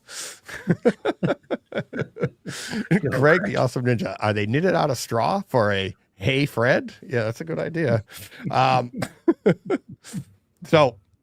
So that's why I think that's got to be, a one-off, one and only, most inspirational podcast. That podcast has affected this podcast in so many ways. So they get the first awarded, first given. There you go. First Freddie given. So do you want to do the next one? You name the next one. Okay. You're going to have to remind me. All right. Let's see. So, we did it. All right, I'll do it since you don't know what they are. Yeah, sorry, I can't remember. Sorry. Yeah, okay. All right, so we'll do, let's see, next up, we're giving away best use of video. So, I may be a tiny donkey, but I know greatness when I see it. Best use of video for 2025 is Sinners. Oh, yeah. Oh yeah, that one. Yeah, that's right. That one. Yeah, it was you that started. So why don't you take it from there? Sinners. Okay. Gets best use of video for this year. Yeah. So this one we slightly step back from the overall experience and talk about video. Now, Sinners is a movie that is designed with video being as important as sound and as story, and it is a character in and of itself, and specifically with the variable aspect ratios that you get throughout the movie. And it goes from 275 to 185 and everything in between. And it is very clearly designed as a device to bring you into and then out of the movie when it wants you to. Now, some might say, well, doesn't all movies do that? Don't all film do that? But not where it's a character in and of itself. Yeah. And that's the difference this year. You can't mention, I don't think, cinematography, video quality, and aspect ratios this year without Sinners being the first thing in the front of your mind. Absolutely. And that's why this is clearly night and day above anything else in terms of giving you that video that is part of this film. So yeah, Correct. I thought it was fantastic, and that's Exactly. why when you asked about it, that's why it leapt to mind. Exactly. And that was the idea for the award. It's not just like the best video quality; it's the best use of video. And if I could finish it, it just doesn't fit on the little placard there. Best use of video technology. And this is another one of those movies that utilizes all of the technology available for video in a way of storytelling. Like if we gave this award last year, it would have been like Joker, pile of ducks or whatever you called it, right? Because that movie utilized it. It was part of the storytelling, so much so that if you didn't see it in a variable aspect ratio, you probably missed out on some of the nuance of that movie. Yeah. Same with this. I thought Sinners, watching that again this week, it's the video quality of this, not just the video quality, not just the HDR, but the variable aspect ratio, the cinematography, the way they moved the camera, the way they moved, and then obviously sound panned with that as well. But the video was a character in this movie. So that's why it gets the Brightside best use of video technology for 2025. All right. So now you should be able to list the best use of audio technology. I can. This is what I remember. George, oh, man, come on. This is one of your favorites. Best use of audio technology. What do you got, Steve? So there is only one answer to this. And again, similarly, when someone says video, Sinners came to mind straight away. With audio, in terms of just the pure audio, put everything else out of your mind. There is one answer, and I couldn't take seriously anyone that doesn't have this answer for this particular thing, and that is simply put, Wolfman. It absolutely has to be Wolfman. Yeah, there it is. I love that. That's so cool. Yeah. It is an astonishing audio achievement. And before the Universal logo has finished, you get a bass rumble and a sweep across the room, panning bass, if there is such a thing. It goes across the room before it even begins. And from second one to the minute the credits start rolling, it is an audio beast, if you'll forgive the play on words, because it's bananas. And it does things with audio this year that no other film has done in such a across the board from start to finish. It is demo worthy from second one. And if everyone's wondering about sequences, the opening sequence right from the beginning is the opening 5 minutes, 10 minutes is a demo in and of itself. I will say spiders hear me now, believe me when you've seen it. It utilized the sound in a way, like just that way, that concentration to show like what was happening to the characters, how they could concentrate, how they had to handle the hearing, amplify. And we even discussed that opening 5 minutes and how it changes to like a cityscape and how the audio changed in that. So the quality that you got from the opening 5 to that scene where all of a sudden now you're on the city street and you're like the ambience in your room, the sound in your room, the size of your room changed everything. I mean, the way they executed everything in this for audio again was, like none other, really. And even within the same scene. So again, the scene we talked about when we reviewed it about so you've got the light and the dark. So you've got what the victims see and what the person who is becoming the creature sees, but also then you've got the audio as well, and how that changes from someone speaking something that you can is intelligible to moving to then when it's not intelligible. And listen to the way the pitch of the audio changes, the voices change, the again that claustrophobia of that changes, and of course the threat of going from something that people you understand, to an animal, and how an animal perceives it is giving it this extra level that most movies wouldn't even dream of it. Most movies it's just a growling person in the corner. You're not going to get this play with sound. So it's awesome. And Jordan's right. So Jordan says the most praise Steve will ever give to Wolfman. Well, for audio, yeah. It's fantastic as an audio experience. And again, for me, night and day above any other movie if you're just talking audio. That, you know, and again, I'd struggle to take it seriously. Anyone else that says, oh, no, the audio is not that great. I can't see why you'd say that. Yeah. So there we go. And also with the award itself, notice the wording. I may be a tiny donkey, but I know greatness when I hear it. Oh, See? smooth. See? Isn't that nice? Smooth, like it. We need to send that to old, what's his face? Old, who's the director? Can't think of the director now. Need to send it to Lee Winnell. We'll get it to him. He'd love it. He's an Aussie. He would think that's great. Oh, okay. There we go. All right. Here we go. Now, getting into our top 5. I hope you don't have to get going in 7 minutes. No, we're okay. Did you go for it? All right, cool. All right, we're going late, people. All right. Our number 5. Let me see. Did I load it up? Yes, I did. Yeah, Sophia's still in the chat. Get ready, Sophia. I hope so. All right, here we go. Our number 5, Steve. Take it away. Okay, well, the award should not be crocheted. It should be golden, shouldn't it? Golden. The golden, yeah. Golden, right. K-pop Demon Hunters is our number 5. Yeah. 2 50-something-year-old guys who have got a K-pop animated movie in their top 5 home theater experiences of the year. And here's the best part. We both scored it number 5. There you go. See? John didn't have it scored, but we both had it as our number 5. I'm amazed John hasn't seen it. Surely he's seen it. He loves this stuff. I know. You know, any man that can go to see Taylor Swift in Italy when you're on holiday can darn well see this. So yeah, it's now. I was not expecting much. I came to this way after it had already been a massive hit. Careful how I say hit. And only because of Mark Bernardin, who recommended it on Fat Man Beyond, and had said it's really good, and it's got a moment at the end. It's like the What's Up Danger from Into the Spider-Verse.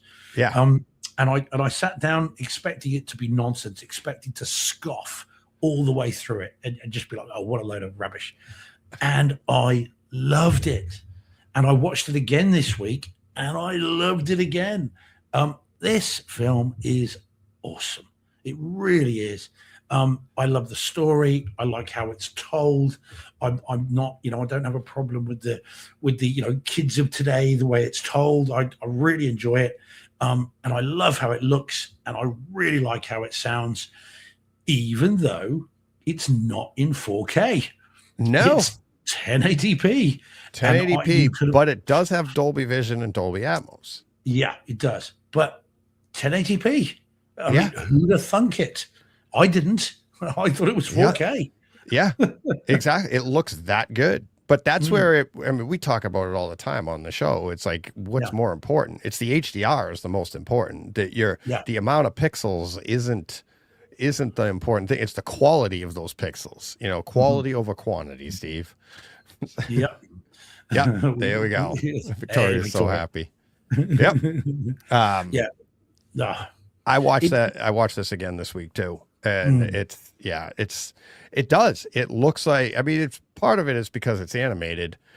So your actual pixel count isn't as important, but the HDR, the way they utilize the quality of the picture here, and it's like the texture of their skin or lack thereof, because it's this animation style, is so good. And this stuff lends itself, animation like this lends itself to HDR and really showing off what it can do. And then you get into the audio for it and the music and how the music, the crowds, the music, the street scenes when they're singing, and how the music moves around the room, how the crowds move around the room, the lead singers, especially in the boy band, how that moves from one side to the other, sometimes coming up from behind you, stuff like that. It's like, it really is. It's just a blast to enjoy, to sit there. The disembodied the disembodied voice of the bad guy as well floats around the room. Exactly. Cool. Yep. Did we say, by the way, this is Netflix, by the way? I don't know if we said. Yes, this is Yeah, Netflix. so, yeah. Netflix made top 5. 1080p, Dolby Vision, Dolby Atmos. Yeah, Yeah. it's a lot of fun. Dom's saying that I think he says his daughter wants him to watch it. Dom, you will enjoy it. Yes. I'm confident you will enjoy it. It's a lot of fun, and the songs are ridiculously catchy. Just beware of that. And if you're not singing "You're My Soda Pop" for the next 3 weeks after you've seen it, then I don't know what to tell you. You will be. Steve, you're my soda pop, okay, buddy? Oh God, so sweet of you to say. I thought so. Just send me a crochet donkey and I'll be yours forever. Oh, so there's a price. Well, obviously, yeah, I don't come cheap. Oh boy, one crocheted donkey is that's all it takes. That's all it takes. Done and done. Done. But then, of course, Done then the and done. problem said, then the only problem is I'll be touching your ass. Anyway. We can't be doing this during K-pop. No, quite, yeah. But it was very, very good though. I really did like this, in spite of myself. It's great, and I I like to think I'm in touch with my inner child as a direct result of this. And this one here, we talked about. We were the first to talk about it because I was watching the girls and I put it on for them, like when the day it came out. I didn't know what it was, but it is from the same people that brought us Into the Spider-Verse. So we had all that. I was like, and I said that when it came, I'm like, I don't know. I put on some movie, K-pop Demon Hunters. And next, as the weeks went on, people were like, have you heard of it? I'm like, yeah, we've already talked about it. So yeah, pretty funny. So it's very, very cool. Jay Van Gool just says in the chat, just briefly, Kung Fu Panda 2 came out on 4K this year. Stay tuned next week, Jay Van Gool. Yeah. All right. All right. right. So that's number 5 then. That was 5. Now we're getting into number 4. Number 4, our here we go. This our is winner for best audio. Yes, coming in at number 4. Wolfman. And for all the reasons that we've already talked about, for me, I mean, for the longest time, this would have been my number 1. And you had it ranked at number 2. Yeah. I had it at 6.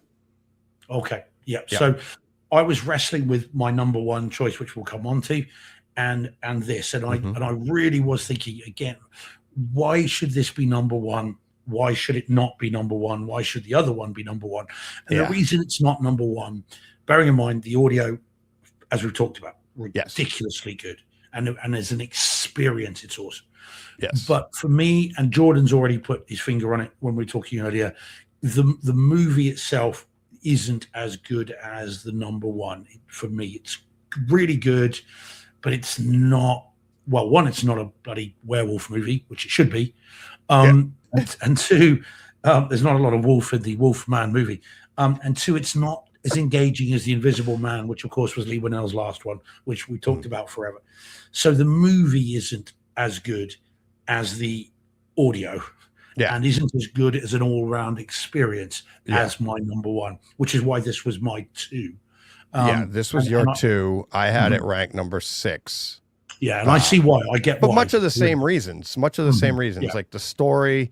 I mean, I actually enjoyed the story more than you did, but I thought, and I really enjoyed the audio, the video on it as well, because those same scenes that we were talking about, how they use the audio to demonstrate, they use the video as well. Yeah, I just felt that this very much could have been up there for video as well, because of the quality, like the way they utilized it on what the characters were seeing. I thought that was great too.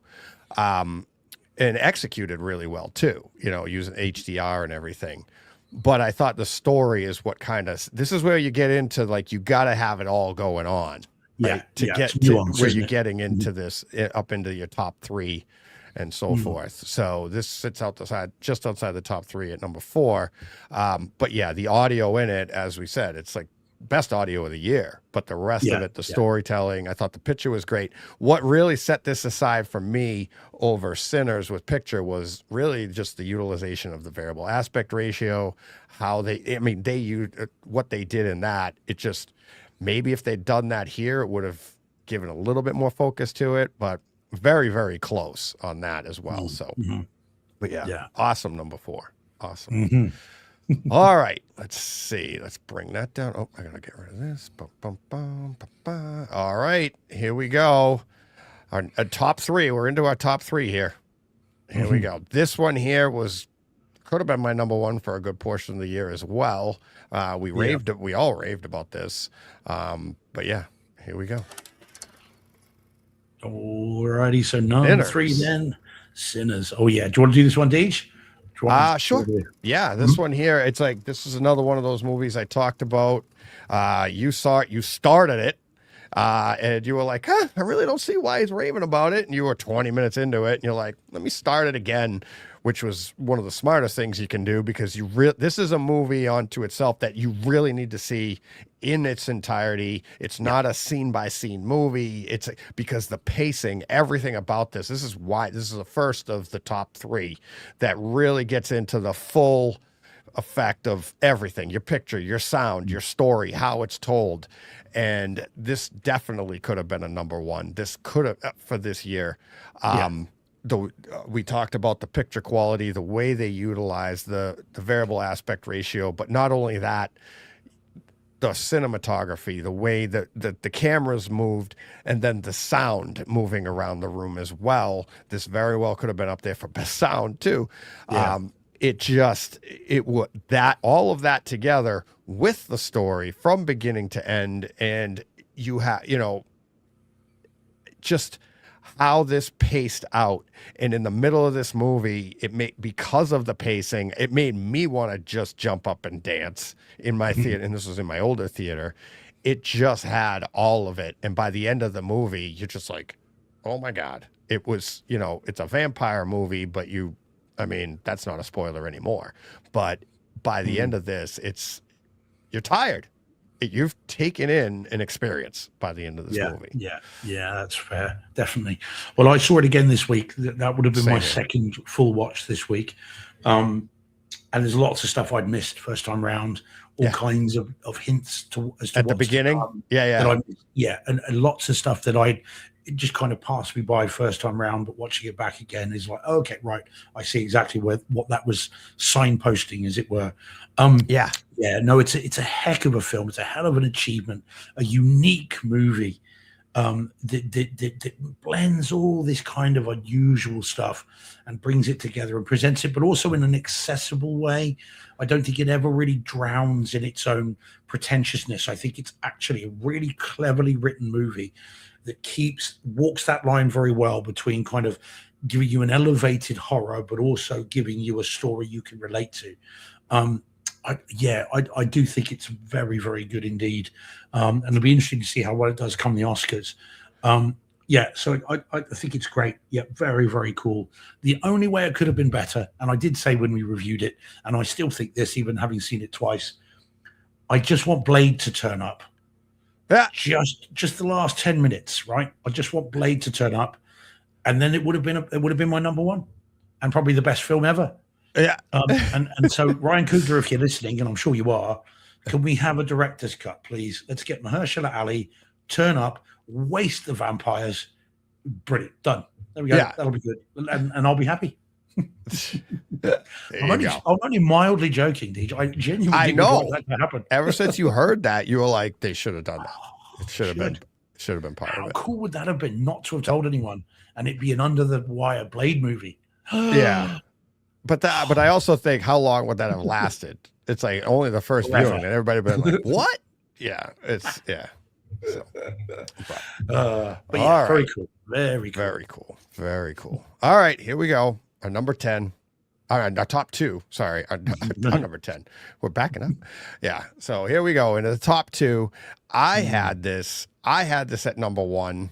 You had it at number 3.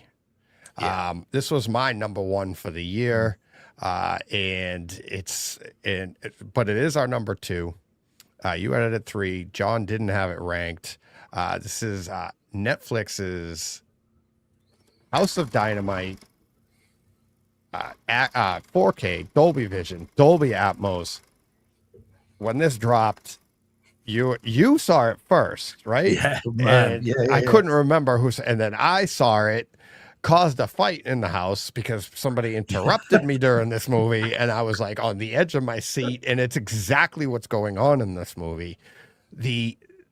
I watched this again this week. The utilization of sound in this movie is absolutely a part of the movie. It is stunning. It is stunning. It is subtle. So that's what, for me, that's what kept this out from being audio of the year. It's like, it is close, but it's more subtle. So it's a little bit more along the lines of, like,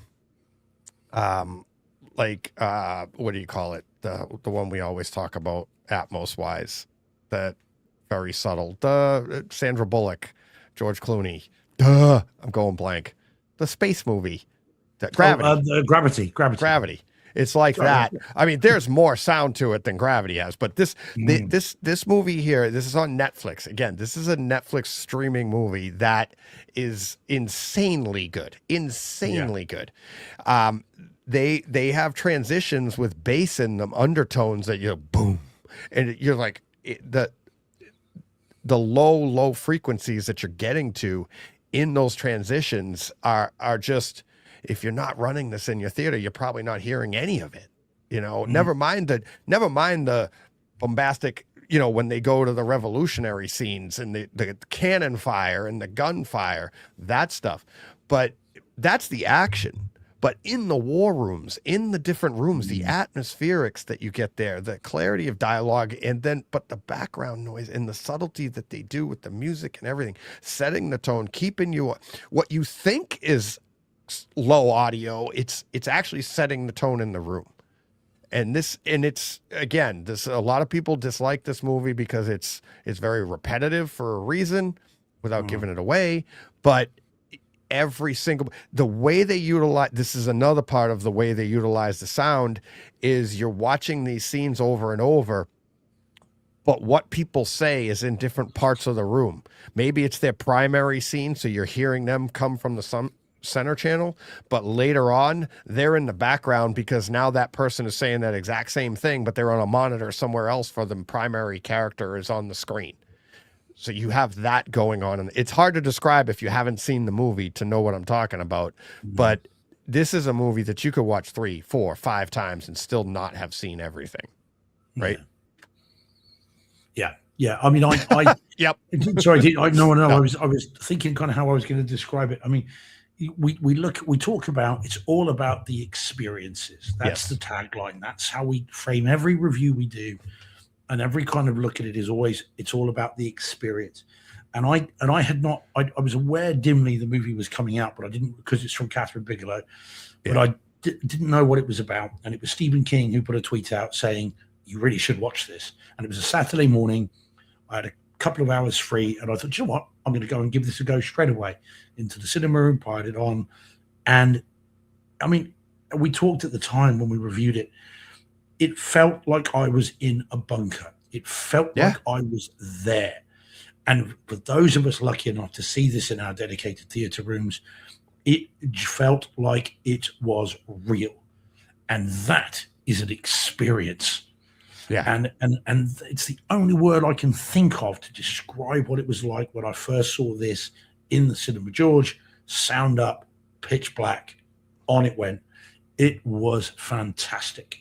And I have got no complaints about it. I didn't care how it ended. I thought it was fine. How it played out was really good. I like that there are conversations in the background that relate to the next bit, and you then hear and see that bit being then played, and then what you were watching earlier is then in the background. Yeah, exactly. I love all that.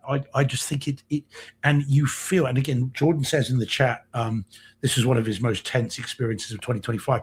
It's one of the most tense experiences I've had watching a movie. Yeah, alone 2025 is, well, pretty much of all time in terms of, because of the verisimilitude, because of the way they tell it, which is not showy, it's not flashy. Here it is, it drags you into it, and you do that suspension of disbelief is total for when this is going on. At least it was for me.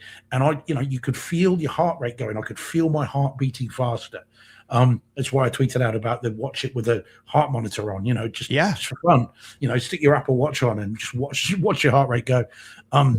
It's fantastic. And again, I mean, it was my number 2, wasn't it? Yeah. And it could, number 3. You had it number 3. I had it number 1. But again, it could be very easily have been number 1 for me as well. And it's that good. So fantastic and must be seen. It must be seen. Yeah. You haven't seen it. There's people in the chat talking about paying the subscription. Pay it, watch it. It'll be cheaper for 1 month than it would be to go and have seen it in a theater, and you will love it. If you don't like the ending, that's fair enough. But I think we said that to Carl, didn't we? Ellsworth on the 25-hour show. We're like, you got to see this. Check it out on Netflix. And we're like, if you don't have Netflix, get it for the month but this is worth seeing. Brent and I said that to Dennis. Yeah. Remember Dennis when Brent Butterworth was on and Dennis Berger and Dennis like, I don't have Netflix, and Brent's like, see this. That when he was on they did a Takeover Tuesday with me. And I was going to mention it because remember in that episode, Brent's like, I don't like movies anymore. It was kind of be jokey. And I wanted to wrap the show up with this. And before I could do it, he goes, I have seen one movie. And he mentioned this one. I was like, oh, okay, there you go. That's what I was going to say. So we ended up talking about it with Dennis. But but yes, awesome. Yeah, awesome. I mean, I don't know how it plays in in the corner of someone's living room with all the lights on and two channels sound. Yeah, I get that it's a different experience. But if you storytelling in this though is part of it, so that would still put you on the edge of your seat, right? This isn't greatly enhanced by the home theater aspect of it, but if you get into the story part of it, the story does put you on the edge of your seat. Not as much as the entire as like what we get in our theaters, but yeah. So, all right, number 1 coming up. This is obviously our number 1. People that haven't guessed by now, but so we have the best audio movie has already been represented. The best video movie has been represented, but neither of those made it to number 1. And we've been talking about it quite a while. Having it come out, wasn't sure where. I had it ranked number 2. Steve had it ranked number 1. John also had this ranked at number 1. Good man. So there you go. So between the 3 of us, I mean, that's what we come up with. It's like, so without further ado, here you go. F1. F1. And so let me put this up there. There you go. There's the donkey. I may be a tiny donkey, but I know greatness when I see it. F1, the movie, home theater experience of 2025. So there it is. Oh, yes. And rightly so. Again, with the caveat of any one of my top 9 could have been number 1, and I wouldn't have had a problem with it. So I've seen this now 3 times. Once in theaters, twice, once on streaming, and then once on 4K disc. And I mean, we've talked about it a lot, but just for why I put it in my number 1 is actually was the stream is why I had it in my number 1, even though the disc is better. Because again, we come back to the E word, experience. Yes. And when I put this on, I mean, I enjoyed it in theaters. Don't get me wrong, I did enjoy it, and I saw it in a semi-decent theater. But when I put this on in Cinema George, again, it was a Saturday afternoon, if I remember rightly, maybe a Friday night, I'm not sure, one of the 2. Door closed, sound up, chair back. I know you don't like your reclining chairs, but my chair was reclined. And I experienced this movie. And it was better than in theaters by miles. Again, forgive the pun. It was fantastic. And as soon as it began, I was just sat forward in my seat, or just like, this is awesome, let it rip. And the opening sequence drags you into it, and it doesn't let up until the last credit rolls. Yeah. I was transported. Watch again, forgive the pun. Sorry. I was, it was really good. Oh no, it keeps going. Right. Okay. I just was blown away by it. I loved it. And the experience is enhanced greatly again by the audio and the video. It is ridiculously detailed. The video on this is Yes. crazily detailed.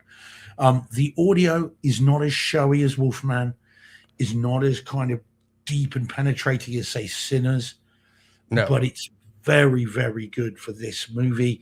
And, you know, the announcers and Yes. the overheads, the roaring of the engines, the movement of all this stuff just makes it, for me, the standout movie of the year in my home theater. Yeah. And it's why this is from what that stream and sort of confirmed with the disc when I got it will be the one when someone says to me next year, so 2025 movies, this one will immediately springs to mind before any of the others. So yeah, that's for me why it was number one. You, Deej? Same here. I had, like I said, I had it at number 2. I thought I had House of Dynamite. I had it number 1 because of, as you mentioned, F1. The audio isn't as loud.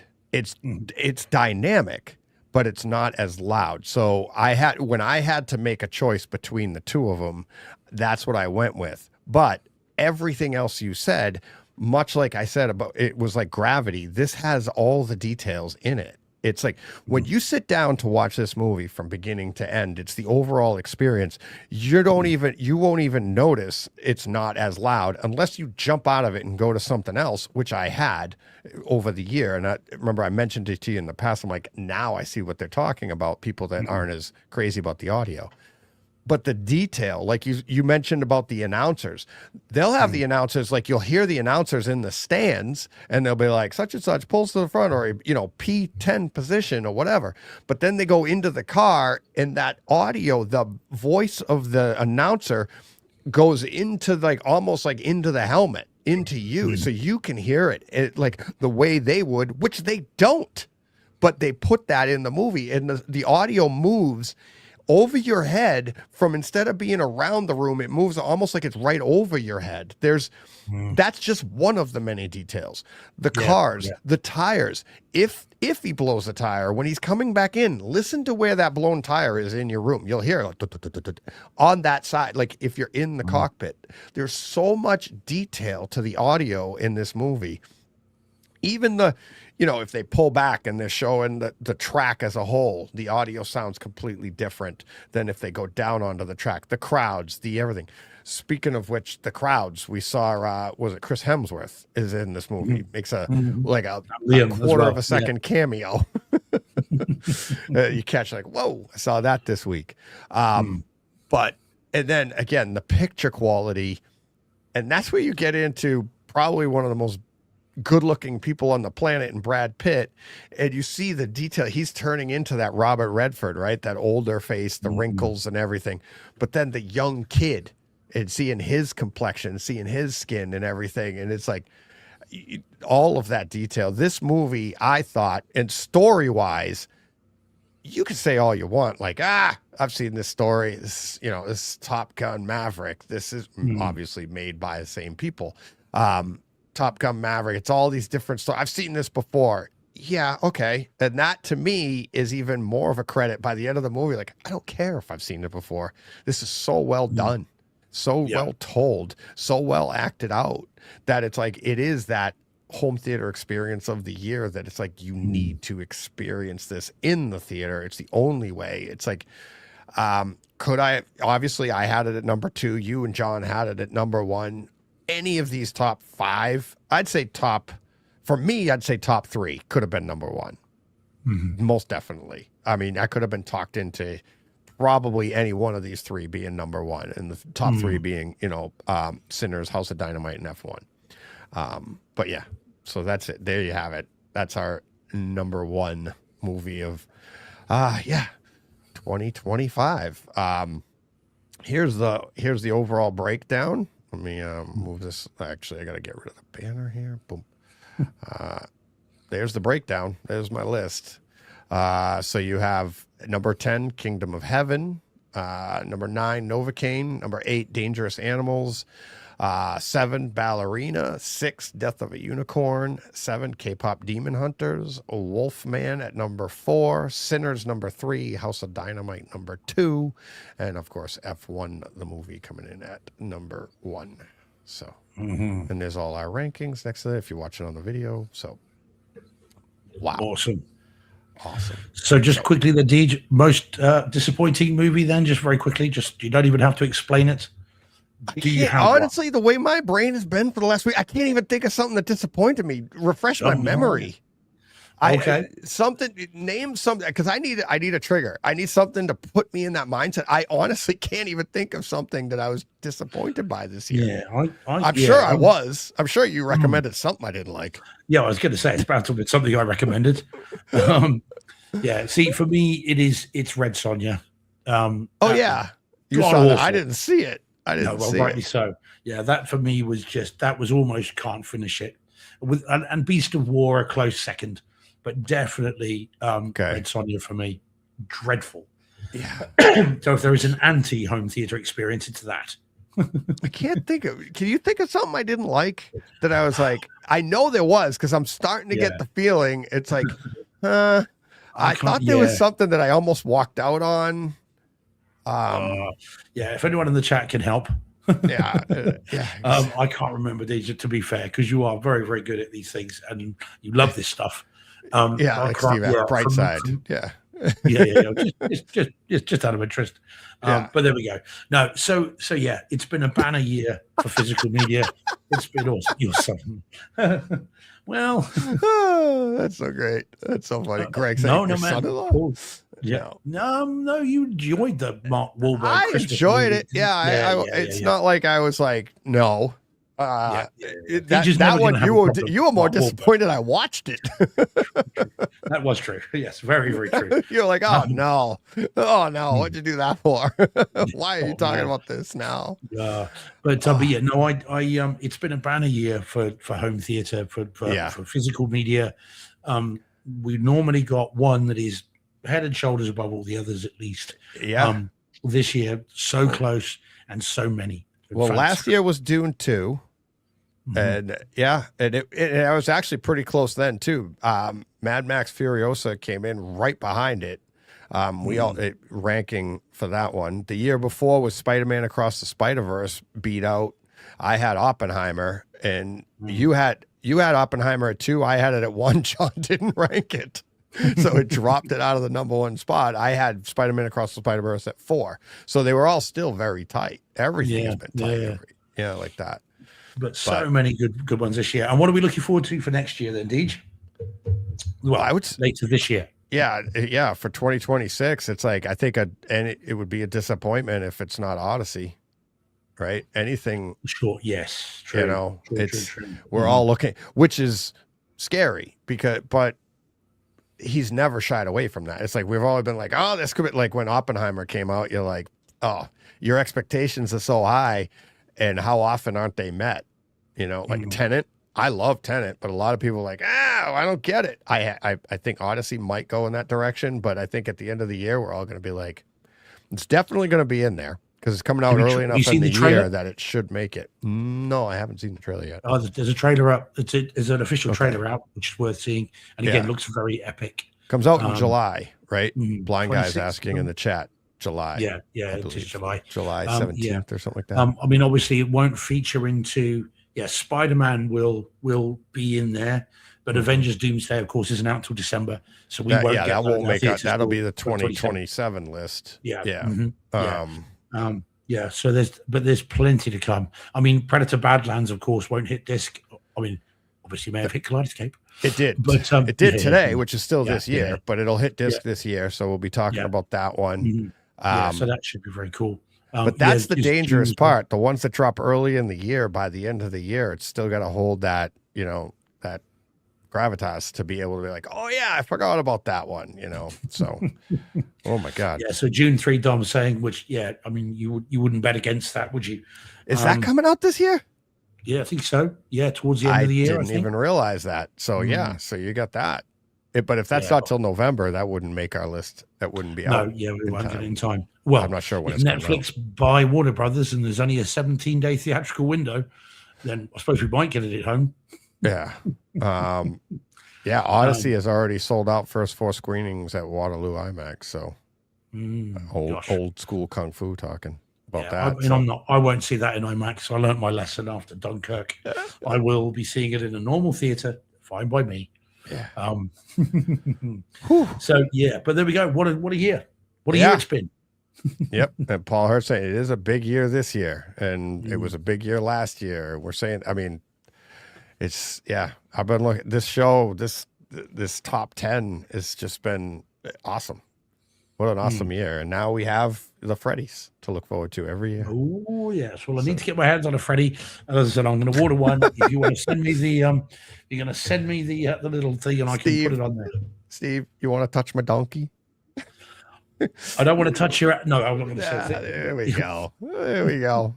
All right. Yeah. On that note, there we go. That's we're going out on that note. You want to? Oh yeah. Oh boy. All right.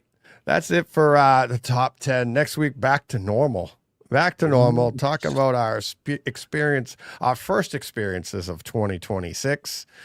Great stuff as well. Maybe something will be in the running for a Freddy. Who knows? We'll talk about that next week. Thank you to everybody in the chat. What an amazing chat again this week. Thanks to the patrons. It's been a long show. It's been a lot to get through, but so glad we did. I think we've been very disciplined. I do too, because we could keep going. Oh yeah. Oh my God. So, all right. But until next week, you know what you got to do. Go push play. What he said. That's right.